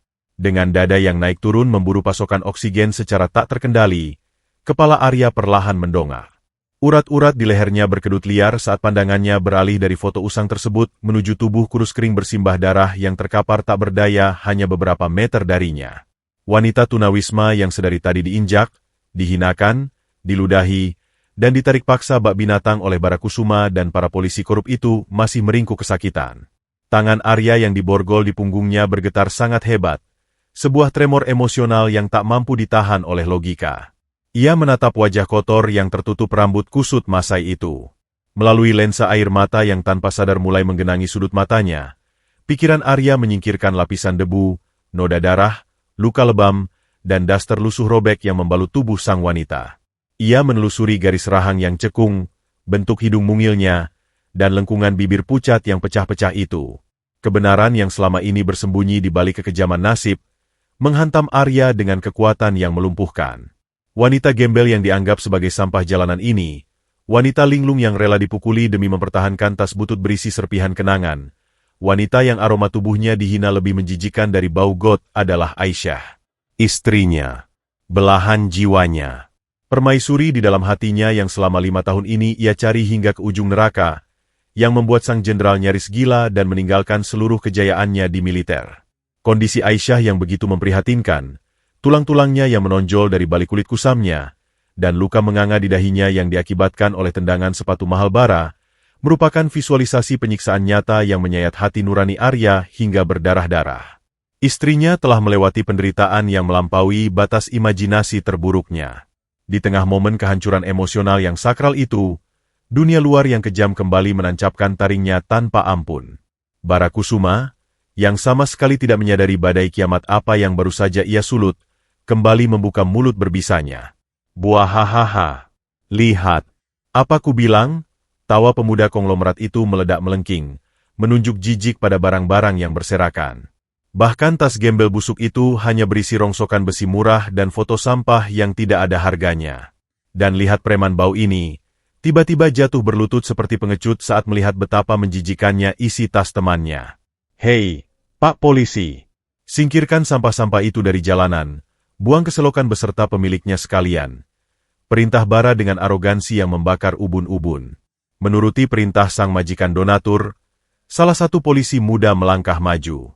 Tanpa rasa hormat sedikitpun, sepatu lars polisi yang tebal dan kotor itu menginjak bingkai foto Aisyah dan Arya, menggerusnya di atas aspal hingga terdengar bunyi kaca yang hancur berkeping-keping. Harta karun dari tong sampah. Dasar orang-orang gila. Maki sang polisi, bersiap menendang liontin perak di dekat lutut Arya. Tepat pada detik ketika sol sepatu kotor itu meremukan wajah istrinya di dalam foto tersebut, duka lara di dalam dada Arya menguap tak berbekas. Air mata kerinduan yang menetes di pipinya seketika mengering akibat hawa panas mematikan yang tiba-tiba memancar dari sekujur tubuhnya. Kesedihan absolut itu bertransformasi dalam kedipan mata menjadi kemurkaan paling murni dan paling merusak yang pernah dilahirkan oleh seorang manusia. Sepasang mata elang yang memerah menyala bak lahar gunung berapi itu mendongak perlahan, menatap polisi yang kakinya masih berada di atas foto istrinya. Napas sang jenderal ditarik dalam-dalam, dan di bawah panasnya matahari ibu kota, pintu gerbang neraka resmi dibuka. Udara siang ibu kota yang sebelumnya terasa mendidih membakar kulit, entah mengapa mendadak berubah menjadi sebeku angin musim dingin di puncak pegunungan es. Bukan karena matahari bersembunyi di balik awan, melainkan karena aura kematian yang memancar begitu pekat dari tubuh pria berjaket pudar yang tengah berlutut di atas aspal. Dua orang polisi berbadan tegap yang sedari tadi mencengkeram bahu dan menekan lengan Letnan Kolonel Arya Yuda tiba-tiba merasakan bulu kuduk mereka meremang hebat. Keringat dingin sebesar biji jagung seketika menetes dari dahi mereka. Tangan kekar yang mereka tahan di balik punggung pria itu tiba-tiba terasa sekeras dan sepanas batangan baja yang baru ditarik dari tungku peleburan. Sebelum kedua aparat korup itu sempat memproses insting bahaya yang menjerit di dalam tengkorak mereka, Arya menghentakkan kedua lengannya ke arah luar dengan sebuah teknik pernapasan militer yang memompa aliran darahnya hingga ke titik maksimal. Bunyi derak tulang dan gesekan logam beradu dengan sangat mengerikan. Rantai baja tebal dari borgol standar kepolisian yang mengunci pergelangan tangannya mengerang putus asa menahan tarikan tenaga manusia super tersebut. Dengan satu putaran pergelangan tangan yang presisi, sebuah manuver dislokasi sendi sementara yang sering ia gunakan saat disiksa di kem tahanan musuh, dan sentakan otot dada yang beringas, rantai borgol itu melengkung sesaat sebelum akhirnya tang. Suara logam baja yang patah dan terputus di bagian engsel penyambungnya bergema nyaring membelah keheningan jalan raya. Dua lingkaran borgol itu terlepas tanpa daya, berjatuhan menghantam aspal bersamaan dengan terpelantingnya dua polisi berbadan tegap tadi akibat efek tolak balik tenaga sang jenderal. Mereka terjerembab ke belakang, menatap horor pada pergelangan tangan Arya yang memerah namun telah sepenuhnya bebas dari belenggu. Polisi muda yang kaki kotornya masih menginjak bingkai foto Aisyah bahkan belum sempat berkedip saat menyadari borgol itu telah hancur. Dalam hitungan sepersekian detik, Arya Yuda bukan lagi seorang gembel jalanan yang menunduk pasrah.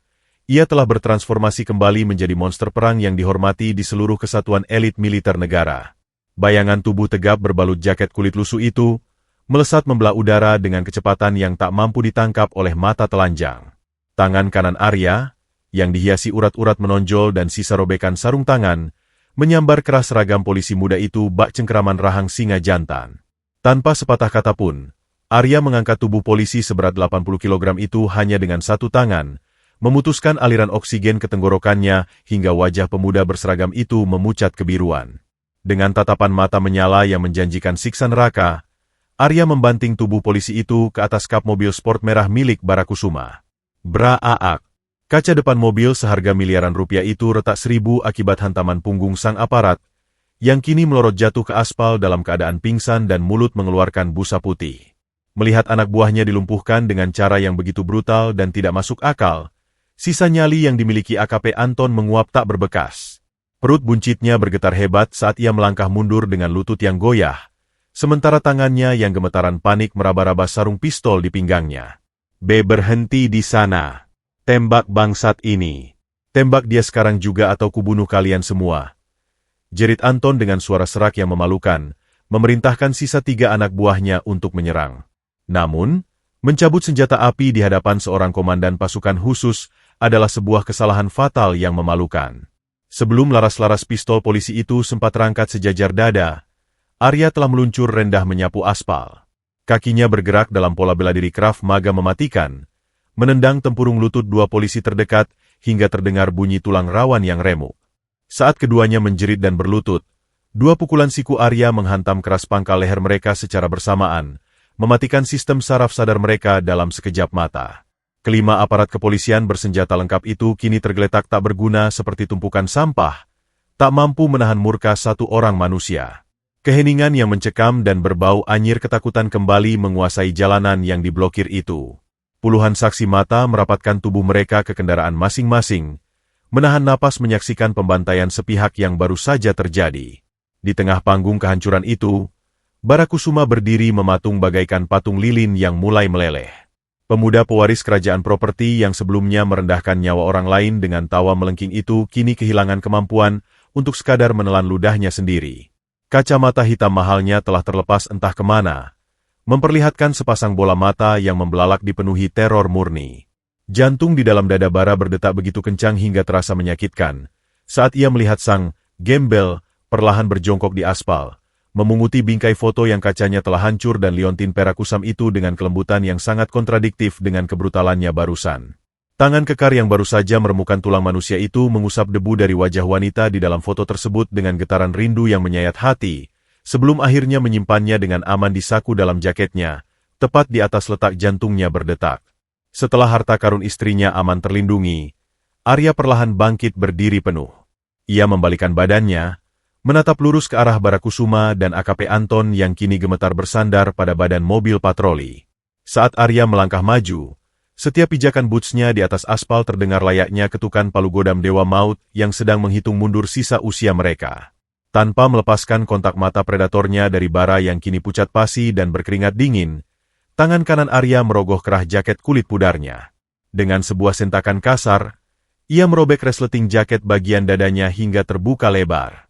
Kain kusam itu terkoyak ke bawah, menyingkap kemeja hitam taktis di dalamnya, dan memamerkan sebuah kalung tag identitas militer berbahan titanium murni yang berkilau di bawah terik matahari, mengapit sebuah lencana komando berbentuk bintang emas dengan sayap elang yang menyilang, simbol kekuasaan tertinggi dari batalion pasukan khusus bayangan yang hanya tunduk pada presiden. Napas AKP Anton tercekat seketika. Matanya nyaris melompat keluar dari rongganya saat mengenali simbol kebesaran militer yang legendaris tersebut. Lutut perwira korup itu langsung lemas tak bertulang, membuatnya ambruk berlutut menyembah aspal saat menyadari bahwa pria yang baru saja ia perintahkan untuk diborgol dan disiksa adalah Letnan Kolonel Arya Yuda, sang dewa perang, yang rumor kekejamannya di medan operasi membuat Jenderal Bintang 4 sekalipun menunduk hormat. Mengabaikan rintihan ampun dari polisi korup di bawah sepatunya, Arya mengeluarkan sebuah perangkat komunikasi satelit militer berlapis baja dari saku celana kargonya. Matanya yang menyala merah menatap tepat ke relung jiwa Barakusuma saat ibu jarinya menekan tombol merah darurat di perangkat tersebut. Kode hitam. Status: pemusnahan skala penuh. Suara bariton Arya menggema rendah, sedingin es namun mematikan. Target berada di koordinatku. Blokir seluruh akses kota ini, bekukan seluruh aset keluarga Kusuma, dan turunkan 2 peleton pasukan elit menggunakan helikopter dalam waktu kurang dari 5 menit. Kita akan meratakan tempat ini menjadi debu. Waktu seakan berhenti berdetak setelah suara bariton Letnan Kolonel Arya Yuda mengucapkan perintah pemusnahan itu ke dalam perangkat komunikasi satelit bajanya. Jalan raya ibu kota yang sebelumnya mendidih oleh kebisingan klakson, makian arogan, dan lolongan sirine polisi korup, kini tenggelam dalam keheningan absolut yang teramat mencekam, seolah semesta membelalakan mata dan menahan napasnya menunggu jatuhnya murka dewa. Udara panas yang memanggang aspal perlahan menguap, digantikan oleh hawa beku kematian yang memancar kuat dari sepasang mata elang sang jenderal. AKP Anton, perwira polisi berwajah beringas yang beberapa menit lalu dengan bangganya memerintahkan anak buahnya untuk menyiksa dan memborgol Arya, kini telah kehilangan tulang belakangnya. Lencana komando berbentuk bintang emas bersayap elang yang mengintip di balik resleting kemeja taktis Arya, menyedot seluruh sisa darah dari wajahnya. Dengan perut buncit yang bergetar hebat, Anton ambruk menjatuhkan diri, membenturkan dahinya yang berkeringat dingin berulang kali ke aspal berdebu hingga kulitnya terkelupas berdarah. Ampun. Ampuni hamba, Jenderal. Saya tidak tahu. Hamba buta, hamba binatang bodoh. Ratapnya sesenggukan, air matanya bercampur ingus luruh membasahi jalanan, menyadari bahwa ia baru saja menggali kuburannya sendiri dengan melecehkan salah satu orang paling mematikan di negara ini. Di seberang jalan, Barakusuma yang sedari tadi merendahkan martabat manusia dengan tawa iblisnya kini tersungkur mematung bak patung lilin yang dilelehkan oleh teror murni. Otaknya yang selalu mendewakan uang triliunan rupiah milik keluarganya mendadak buntu, tak mampu mencerna bagaimana seorang gembel jalanan berbau sampah bisa memberikan perintah darurat militer tingkat tinggi. Sebelum mulutnya yang gemetar parah sempat menyuarakan penyangkalan konyol, langit siang yang terik di atas mereka mendadak menggelap. Gemuruh raksasa setara letusan ribuan guntur meledak di udara, mengguncang gedung-gedung kaca pencakar langit di sekitarnya. Puluhan saksi mata yang sebelumnya mematung ketakutan kini menjerit histeris, jatuh berjongkok sembari menutup telinga mereka saat angin topan buatan menerjang dengan sangat brutal. 3 unit helikopter serbu tempur Black Hawk berwarna hitam legam tanpa nomor seri polisi atau militer umum, hanya lambang tengkorak dengan sayap elang emas yang terlukis di lambungnya, muncul membelah awan dengan kecepatan mengerikan. Helikopter-helikopter monster itu bermanuver tajam dalam formasi tempur, melayang rendah hanya 10 meter di atas aspal jalan raya. Baling-baling raksasanya memutar angin puyuh yang menerbangkan debu dan sampah, mematahkan dahan palem hias, dan bahkan menggeser bodi mobil sport merah kesayangan Bara hingga roda-rodanya berdecit ngilu menggores kerasnya jalanan. Belum sempat roda pendarat helikopter baja itu menyentuh tanah, puluhan utas tambang taktis tebal dilemparkan lurus ke bawah. Dari pintu-pintu helikopter yang terbuka lebar, berhamburan turun puluhan prajurit elit berpakaian tempur serba hitam kelam bagaikan malaikat pencabut nyawa yang diterjunkan dari langit. Helm balistik Kevlar hitam, kacamata taktis penglihatan malam yang belum dilepas, dan plat baja anti peluru menutupi seluruh tubuh mereka.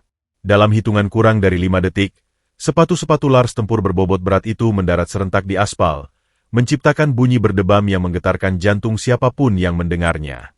Tanpa sepatah kata, tanpa aba-aba suara, pasukan bayangan ini menyebar dengan kecepatan kilat dalam formasi mematikan, mengisolasi area dalam radius 100 meter.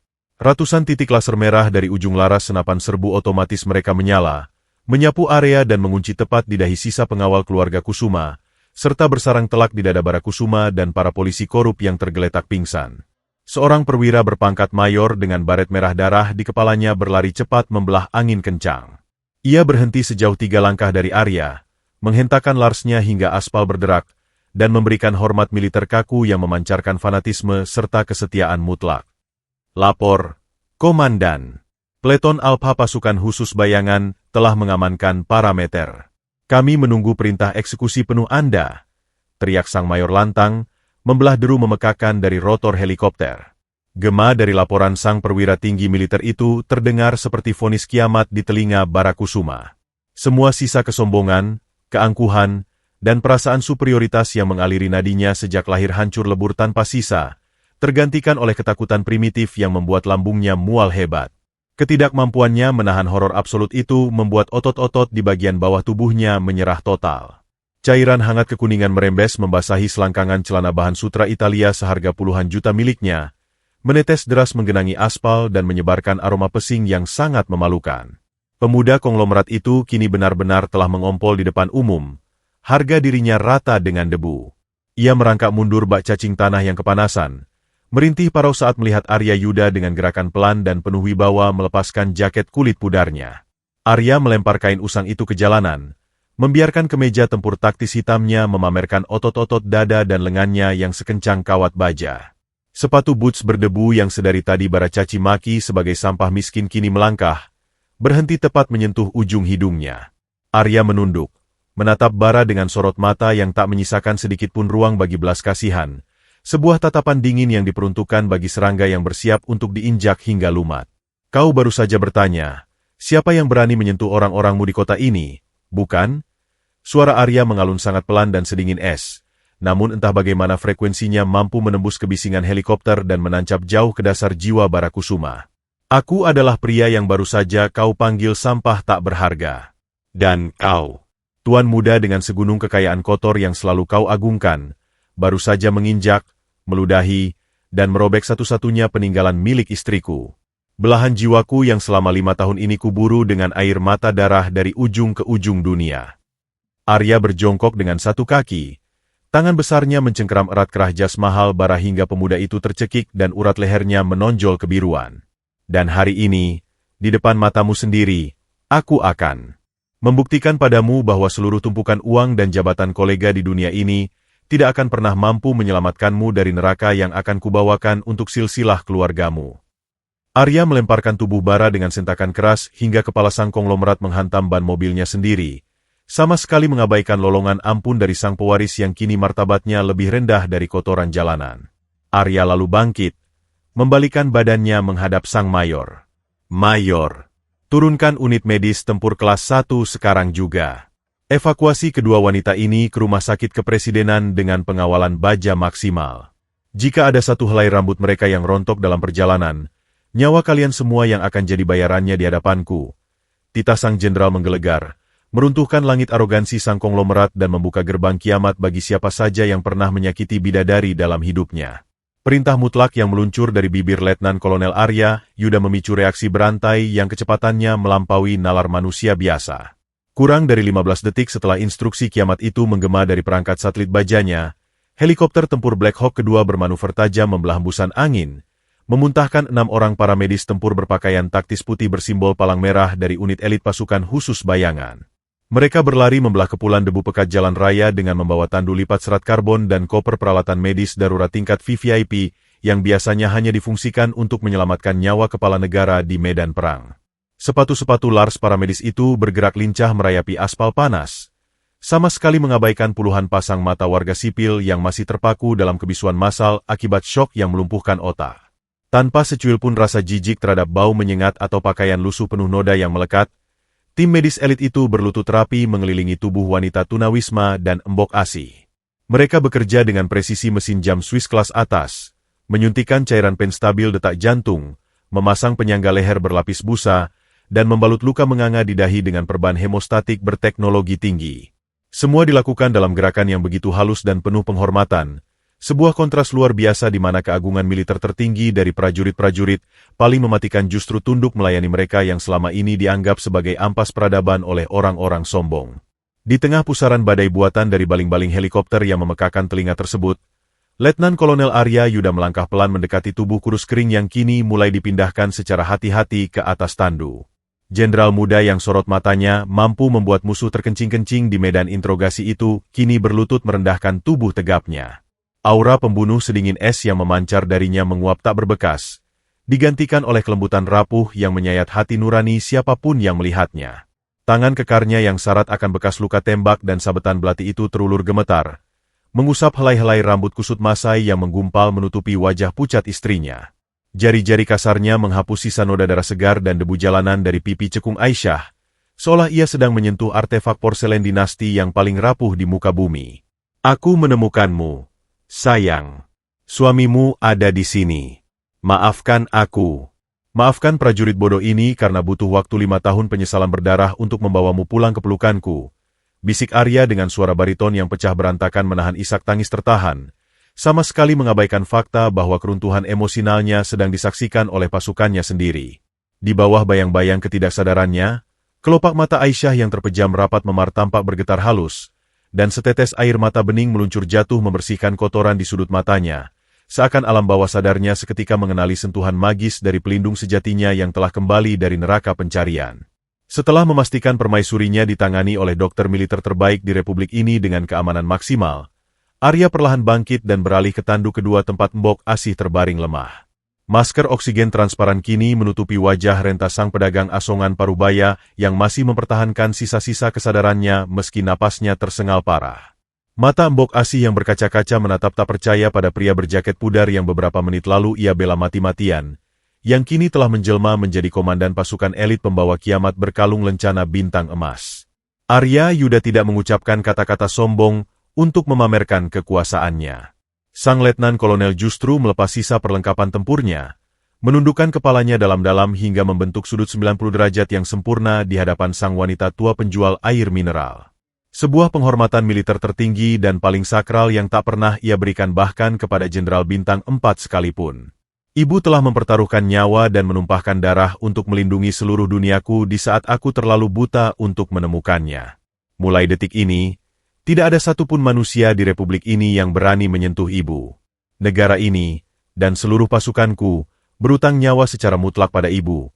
Ucap Arya dengan nada penuh ketulusan absolut yang menggema di dada sang nenek. Air mata keharuan meledak membasahi keriput di wajah Mbok Asih, menyadari bahwa kebaikan kecil tanpa pamrihnya hari ini telah memutar roda nasibnya menuju puncak kemuliaan yang tak pernah ia bayangkan dalam mimpi terliarnya sekalipun. Seiring memudarnya siluet helikopter medis berteknologi siluman itu di balik awan kelabu, terbang menuju rumah sakit kepresidenan dengan formasi pengawalan udara VVIP, suhu di jalan raya berdebu itu kembali anjlok ke titik beku yang mencekik paru-paru. Letnan Kolonel Arya Yuda membalikan badannya secara perlahan bak dewa maut yang baru saja terbangun dari tidur panjangnya. Kelembutan rapuh dan air mata di matanya telah mengering seketika, digantikan oleh kobaran api neraka murni yang menuntut tumbal darah. Ia menatap tumpukan sampah masyarakat yang masih tergeletak gemetar di bawah todongan ratusan titik laser merah dari ujung laras senapan serbu pasukannya. Mayor, cabut seluruh atribut kehormatan dari anjing-anjing berseragam pengkhianat ini. Perintah Arya dengan suara menggelegar bak guntur yang langsung menghancurkan sisa kewarasan. AKP Anton dan anak buahnya. Pasukan elit berbaret merah itu bergerak beringas tanpa ampun. Mengabaikan rintihan minta ampun yang menyedihkan, mereka merobek paksa pangkat, lencana, tanda kehormatan, dan sabuk kepolisian dari tubuh Anton beserta kawan-kawannya, menelanjangi wibawa institusi mereka tepat di tengah jalan raya yang disaksikan oleh puluhan kamera ponsel warga yang merekam sejarah. Tangan-tangan korup yang biasa menerima suap miliaran itu kini ditarik ke belakang dan diikat kencang menggunakan borgol kabel taktis baja, membuat mereka tak ubahnya bagai teroris rendahan yang baru saja digerebek. Anton melolong putus asa, wajahnya bergesekan dengan aspal panas, menangisi karir, uang pensiun miliaran, dan kebebasannya yang hancur lebur menjadi abu hanya dalam hitungan menit akibat kebodohannya menjilat sepatu konglomerat yang salah. Puncak dari kiamat siang yang menyengat itu akhirnya jatuh pada sang pewaris tunggal kerajaan bisnis yang tadinya begitu congkak, Bara Kusuma. Pemuda arogan yang sebelumnya membusungkan dada dan memamerkan harta kekayaannya sembari menghina kaum papa itu kini diseret paksa oleh dua prajurit raksasa bermuka dingin. Tubuh Bara yang berlumuran air seninya sendiri diseret menyeret aspal kasar, hingga setelan jas sutra Italianya yang dikerjakan menggunakan tangan itu robek compang-camping bak kain pel usang. Bara dilemparkan secara kasar bagai karung rongsokan berbau busuk tepat ke ujung sepatu Lars tempur Letkol Arya. Tolong, Jenderal. Hamba mohon ampun yang sebesar-besarnya. Ayahku. Ayahku memiliki aset triliunan rupiah. Relasi kami sangat luas. Kami akan bayar berapapun triliun yang Anda mau. Kami akan obati istri Anda ke luar negeri. Tolong jangan bunuh hamba. Hamba hanya binatang bodoh. Rengek Bara dengan hidung meler, air mata, dan wajah berlumuran debu kotor, menangis terseduh-seduh sembari mencoba mencium ujung sepatu boots Arya dalam keputusasaan yang teramat menjijikan dan meruntuhkan seluruh silsilah kebangsawanan keluarganya. Harta yang selama ini menjadi tameng kesombongan tanpa batasnya terbukti tak lebih berharga dari lembaran tisu toilet di hadapan kekuasaan militer absolut yang kini menaunginya bagai malaikat pencabut nyawa. Alih-alih tergoda oleh tawaran uang damai yang begitu menjijikan itu, Arya Yuda justru mengangkat kaki kanannya dan menginjak punggung tangan Bara yang dihiasi jam tangan Richard Mille edisi terbatas berlapis emas putih. Kera-aak. Kaca safir tebal dari jam tangan seharga puluhan miliar rupiah itu hancur berkeping-keping menembus kulit dan daging tangan Bara, memicu lolongan kesakitan yang melengking parau memecah langit ibu kota. Seluruh uang kotor ayahmu dan nyawa seluruh keturunanmu tidak akan pernah bisa membeli kembali satu detik pun penderitaan yang dirasakan istriku di jalanan ini. Desis Arya dengan aura malaikat maut yang membekukan darah, membungkuk menatap mata Bara yang melebar ngeri dipenuhi teror kematian. Jenderal muda itu lalu menegakkan tubuhnya, menekan alat komunikasi di kerah kemeja taktisnya dengan tatapan lurus ke depan. Markas Komando Pasukan Khusus, ini Letkol Arya. Mulai protokol pembumi hangusan skala penuh tingkat 1. Gerebek seluruh kantor pusat Kusuma Group dengan pasukan bersenjata lengkap, segel seluruh rumah mewahnya, bekukan seluruh aset perbankan mereka di dalam dan luar negeri tanpa sisa, dan seret ayah keparat anak ini ke ruang interogasi militer bawah tanah. Aku ingin melihat seluruh kerajaan silsilah keluarga Kusuma rata dengan tanah menjadi abu sebelum matahari terbenam hari ini. Titah mutlak yang tak bisa diganggu-gugat itu menjadi palu hakim raksasa yang mengunci takdir Bara Kusuma selamanya. Di bawah terik matahari ibu kota yang membakar, roda kehidupan telah berputar dengan sangat kejam dan tanpa belas kasihan. Sang penguasa lalim yang merasa dirinya adalah Tuhan, kini telah resmi menjadi ampas jalanan yang sesungguhnya menanti gerbang neraka. Perintah, pembumi hangusan skala penuh, yang diucapkan Letnan Kolonel Arya Yuda dari jalanan berdebu itu melesat lebih cepat dari kedipan mata, menembus jaringan satelit militer terenkripsi, dan memicu operasi taktis paling masif serta paling mematikan dalam sejarah ibu kota. Di pusat distrik bisnis elit yang berjarak belasan kilometer dari lokasi kejadian, Menara Kusuma yang menjulang angkuh setinggi 60 lantai memantulkan cahaya matahari sore yang keemasan. Gedung berlapis kaca anti peluru itu selama 2 dekade terakhir berdiri kokoh sebagai monumen keserakahan, korupsi, dan kesombongan absolut keluarga konglomerat tersebut.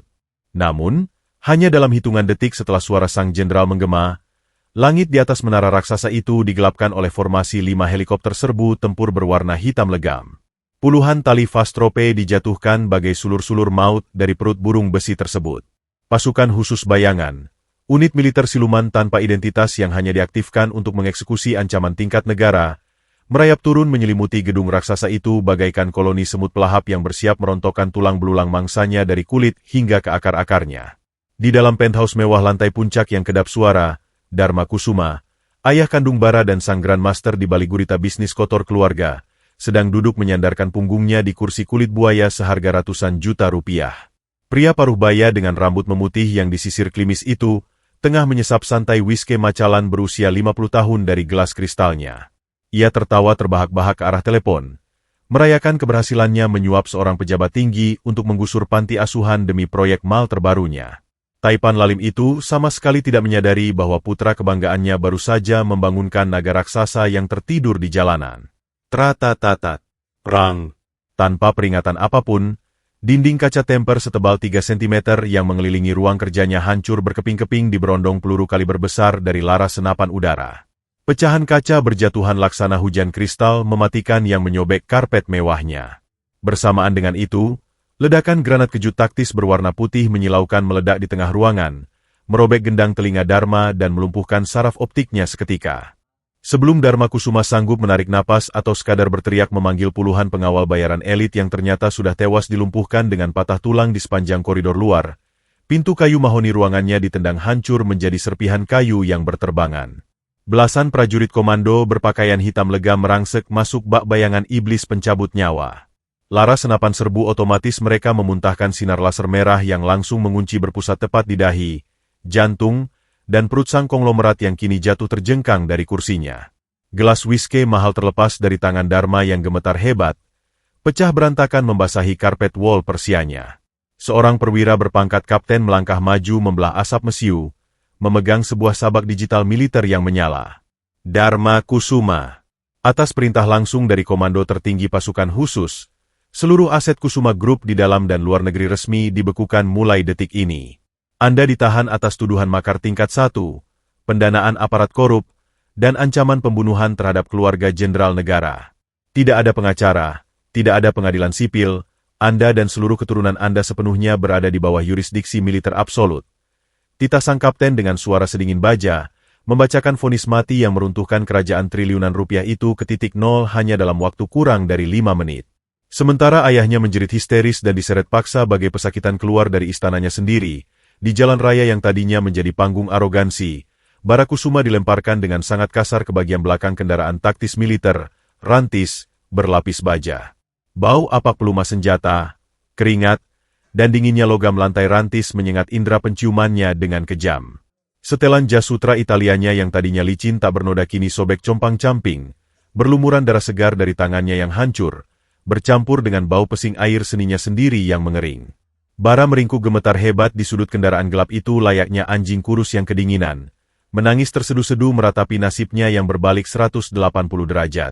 Tiba-tiba, seorang prajurit komando raksasa berbaret merah mencengkeram kasar rahang Bara, memaksanya mendongak dengan paksa, lalu menjejalkan sebuah layar tablet militer beresolusi tinggi tepat di depan kelopak matanya yang membengkak. Mata Bara membelalak maksimal menahan kengerian saat melihat siaran langsung operasi militer tersebut dari satelit. Di layar itu, ia menyaksikan pilar-pilar kerajaannya diruntuhkan hingga rata dengan debu.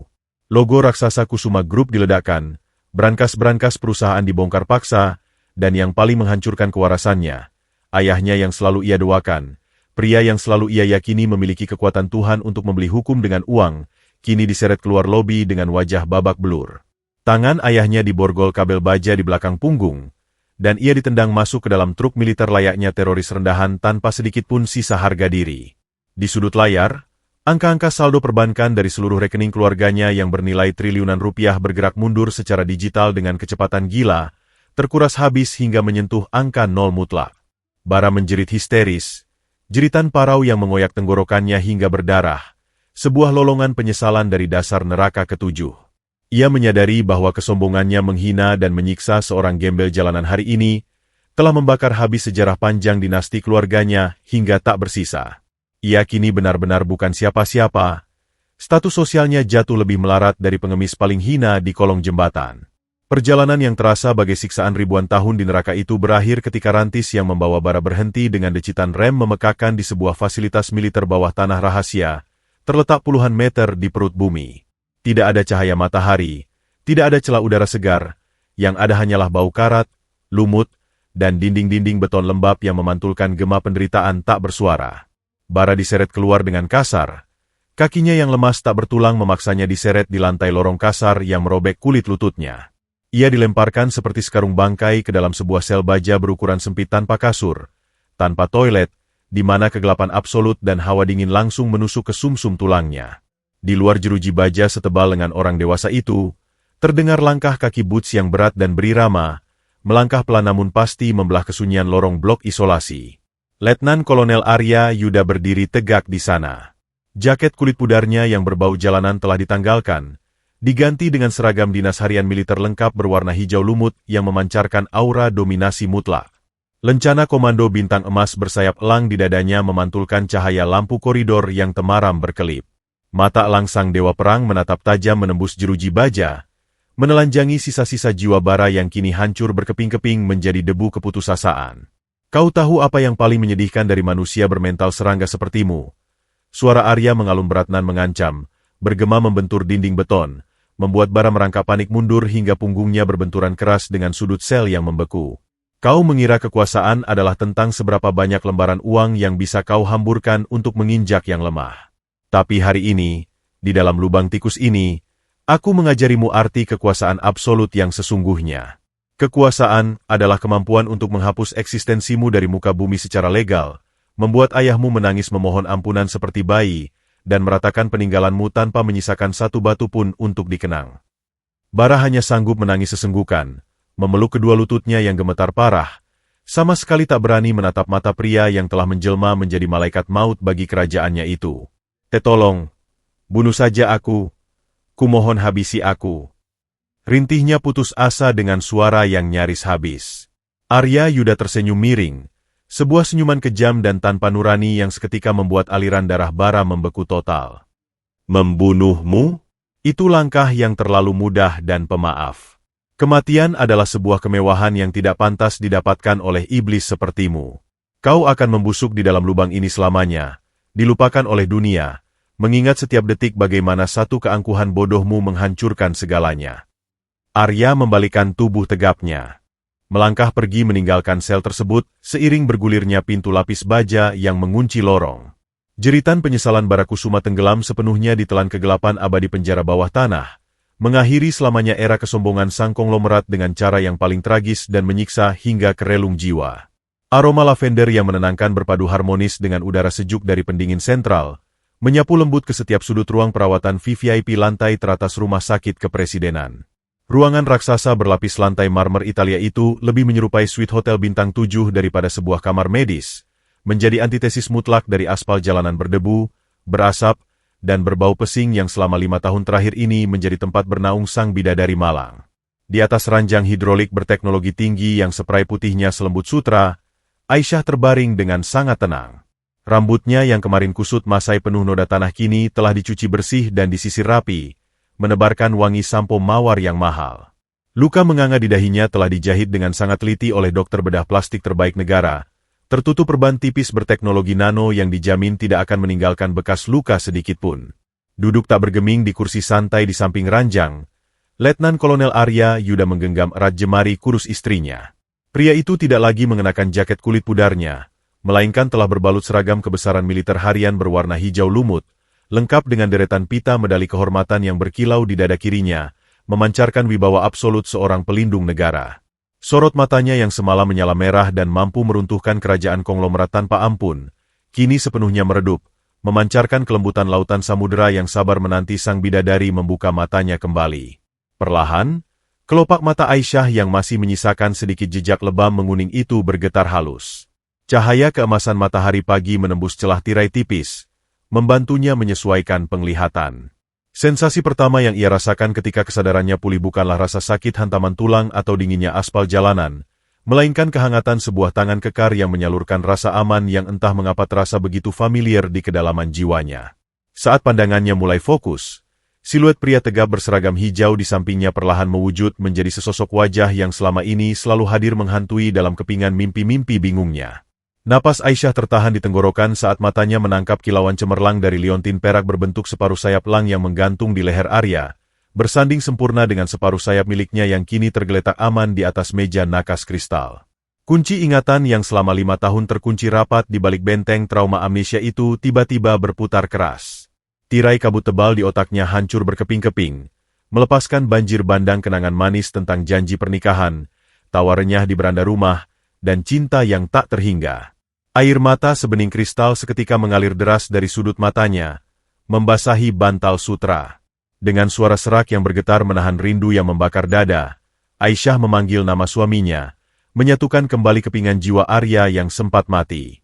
Arya merengkuh tubuh rapuh istrinya ke dalam pelukan hangat yang begitu protektif, membenamkan wajahnya di perpotongan leher Aisyah sembari berbisik para menahan isak tangis, menegaskan bahwa masa-masa gelap nan menyiksa itu telah berakhir selamanya, dan tidak akan pernah ada lagi monster di dunia ini yang berani menyentuhnya barang sehelai rambut pun. Setelah ledakan tangis haru mereda dan sang istri telah menyantap habis sarapan bergizi tinggi yang disiapkan khusus oleh tim ahli gizi kepresidenan, Arya mendorong kursi roda Aisyah membelah lorong rumah sakit yang sepi menuju suite VIP di sebelah kamar mereka. Di ruangan yang kemewahannya tak kalah menyilaukan itu, Mbok Asih terbaring dengan raut wajah kebingungan yang teramat lucu sekaligus menyayat hati nurani. Wanita paruh baya yang seumur hidupnya hanya tidur beralaskan kardus tipis dan beratap terpal bocor itu, kini dikelilingi oleh fasilitas super mewah yang tak pernah berani masuk dalam imajinasi terliarnya. Puluhan keranjang buah impor langka dan buket anggrek mahal kiriman dari para jenderal tinggi militer, yang telah mendengar kisah kepahlawanan sang nenek jalanan, memenuhi setiap sudut ruangan bak Taman Firdaus. Mbok Asih yang mengenakan piyama sutra pemberian rumah sakit tampak duduk canggung di atas kasur hidrolik super empuk. Jari-jarinya yang kasar dipenuhi kapalan bekas memikul keranjang asongan meraba-raba selimut bludru tebal dengan ragu, seolah ketakutan setengah mati tangannya akan mengotori barang mahal tersebut. Ketika pintu mahoni bergeser terbuka otomatis dan menampilkan Arya yang gagah perkasa mendorong Aisyah yang kini memancarkan aura kecantikan alaminya, mata keriput Mbok Asih membelalak lebar. Air mata syukur meledak dari pelupuk matanya, melihat sang wanita tunawisma yang rela ia lindungi dengan taruhan nyawa kini telah benar-benar kembali menjadi sosok bidadari yang terhormat. Arya melangkah maju perlahan, membiarkan kursi roda Aisyah berada tepat di samping ranjang Mbok Asih. Sang dewa perang yang ditakuti musuh di berbagai penjuru dunia itu sekali lagi merendahkan tubuh tegapnya, berlutut dengan satu kaki di atas karpet Persia tebal tepat di hadapan sang pedagang asongan yang mulai gemetar. Tangannya merogoh saku dalam seragam militernya, menarik keluar sebuah map kulit premium berlogo burung Garuda emas yang dicetak timbul. Dengan penuh takzim dan kelembutan, Arya meletakkan map itu di pangkuan Mbok Asih. Ia menatap lekat-lekat ke dalam sepasang mata renta yang selalu memancarkan ketulusan tanpa pamrih tersebut. Dengan suara bariton yang dalam dan syarat akan penghormatan absolut, Arya menjabarkan isi map tersebut, menjelaskan bahwa di dalamnya terdapat sertifikat hak milik atas sebuah rumah mewah di kawasan elit ibu kota lengkap dengan penjagaan keamanan 24 jam. Sebuah buku tabungan khusus dengan saldo puluhan miliar rupiah yang setara dengan akumulasi dana pensiun Jenderal Bintang 4, serta surat kepemilikan penuh sebuah minimarket modern 3 lantai, memastikan bahwa Mbok Asih tidak perlu lagi menumpahkan setetes pun keringat penderitaan di jalanan. Ini bukanlah sekadar balas budi uang murahan, Ibu, ucap Arya mengunci tatapan Mbok Asih yang kini dibanjiri air mata. Ketidakpercayaan dan keterkejutan luar biasa. Ini adalah bentuk sujud syukur dari seorang prajurit yang nyaris kehilangan seluruh dunianya. Dan Ibu, dengan tangan kosong serta keberanian murni, telah menjaganya tetap berdetak. Mulai detik ini, Ibu adalah ibu kehormatan tertinggi bagi batalion kami. Tidak akan ada satupun manusia yang berani menghina ibu lagi di bawah langit negara ini. Mendengar rincian hadiah luar biasa yang nilainya berbanding terbalik dengan kejatuhan tragis aset kerajaan Kusuma Group itu, pertahanan emosional Mbok Asih runtuh seketika. Wanita itu menangis sesenggukan hingga bahunya berguncang hebat. Tangannya yang bergetar hebat menolak halus map tersebut. Merasa dirinya yang hina ini tak pantas menerima harta sebanyak itu karena ia menolong semata-mata didorong oleh panggilan hati nuraninya. Namun, Aisyah mencondongkan tubuhnya dari kursi roda, menggenggam erat tangan kasar bernoda sang nenek pelindungnya dengan kelembutan seorang putri sejati. Sambil tersenyum manis dengan linangan air mata kebahagiaan, Aisyah memanggilnya dengan sebutan Ibu, memohon dengan sangat agar Mbok Asih menerima semua itu sebagai bentuk bakti dan cinta dari anak-anak barunya. Di dalam ruangan mewah yang dipenuhi kehangatan surgawi itu, roda kehidupan benar-benar telah memutar takdirnya hingga ke titik yang paling membahagiakan dan memuaskan. Di luar jendela kaca raksasa, matahari pagi bersinar cerah menyinari gedung-gedung ibu kota, seolah alam semesta ikut tersenyum memberikan restu atas tegaknya keadilan. Katarsis yang memuaskan ini menjadi antitesis sempurna dari nasib Barakusuma yang kini dan selamanya harus membusuk di sel militer bawah tanah yang gelap, kedinginan, dan dihantui penyesalan abadi yang menyayat kewarasannya. Sebuah pembuktian mutlak bahwa kekuasaan sejati bukanlah taring yang digunakan untuk menindas kaum lemah bermodalkan uang kotor dan kesombongan tak bernurani, melainkan kekuatan untuk mengangkat derajat mereka yang tertindas dengan ketulusan dan cinta. Badai terburuk telah berlalu, dan sang jenderal muda akhirnya bisa kembali tersenyum lega, menyongsong fajar kehidupan baru yang damai bersama bidadari dan malaikat pelindung seumur hidupnya. Pesan moral dari kisah hebat ini sangat jelas. Jangan pernah sombong. Sehebat apapun jabatan atau hartamu, di atas langit masih ada langit. Dan kebaikan sekecil apapun yang kau lakukan hari ini, pasti akan kembali padamu suatu hari nanti. Suka dengan video pembuktian seperti ini? Yuk, langsung klik subscribe, like, dan bagikan video ini ke grup WhatsApp keluarga kalian. Coba komen di bawah, bagian mana dari pembalasan Letkol Arya yang paling bikin kalian merinding? Terima kasih sudah menonton.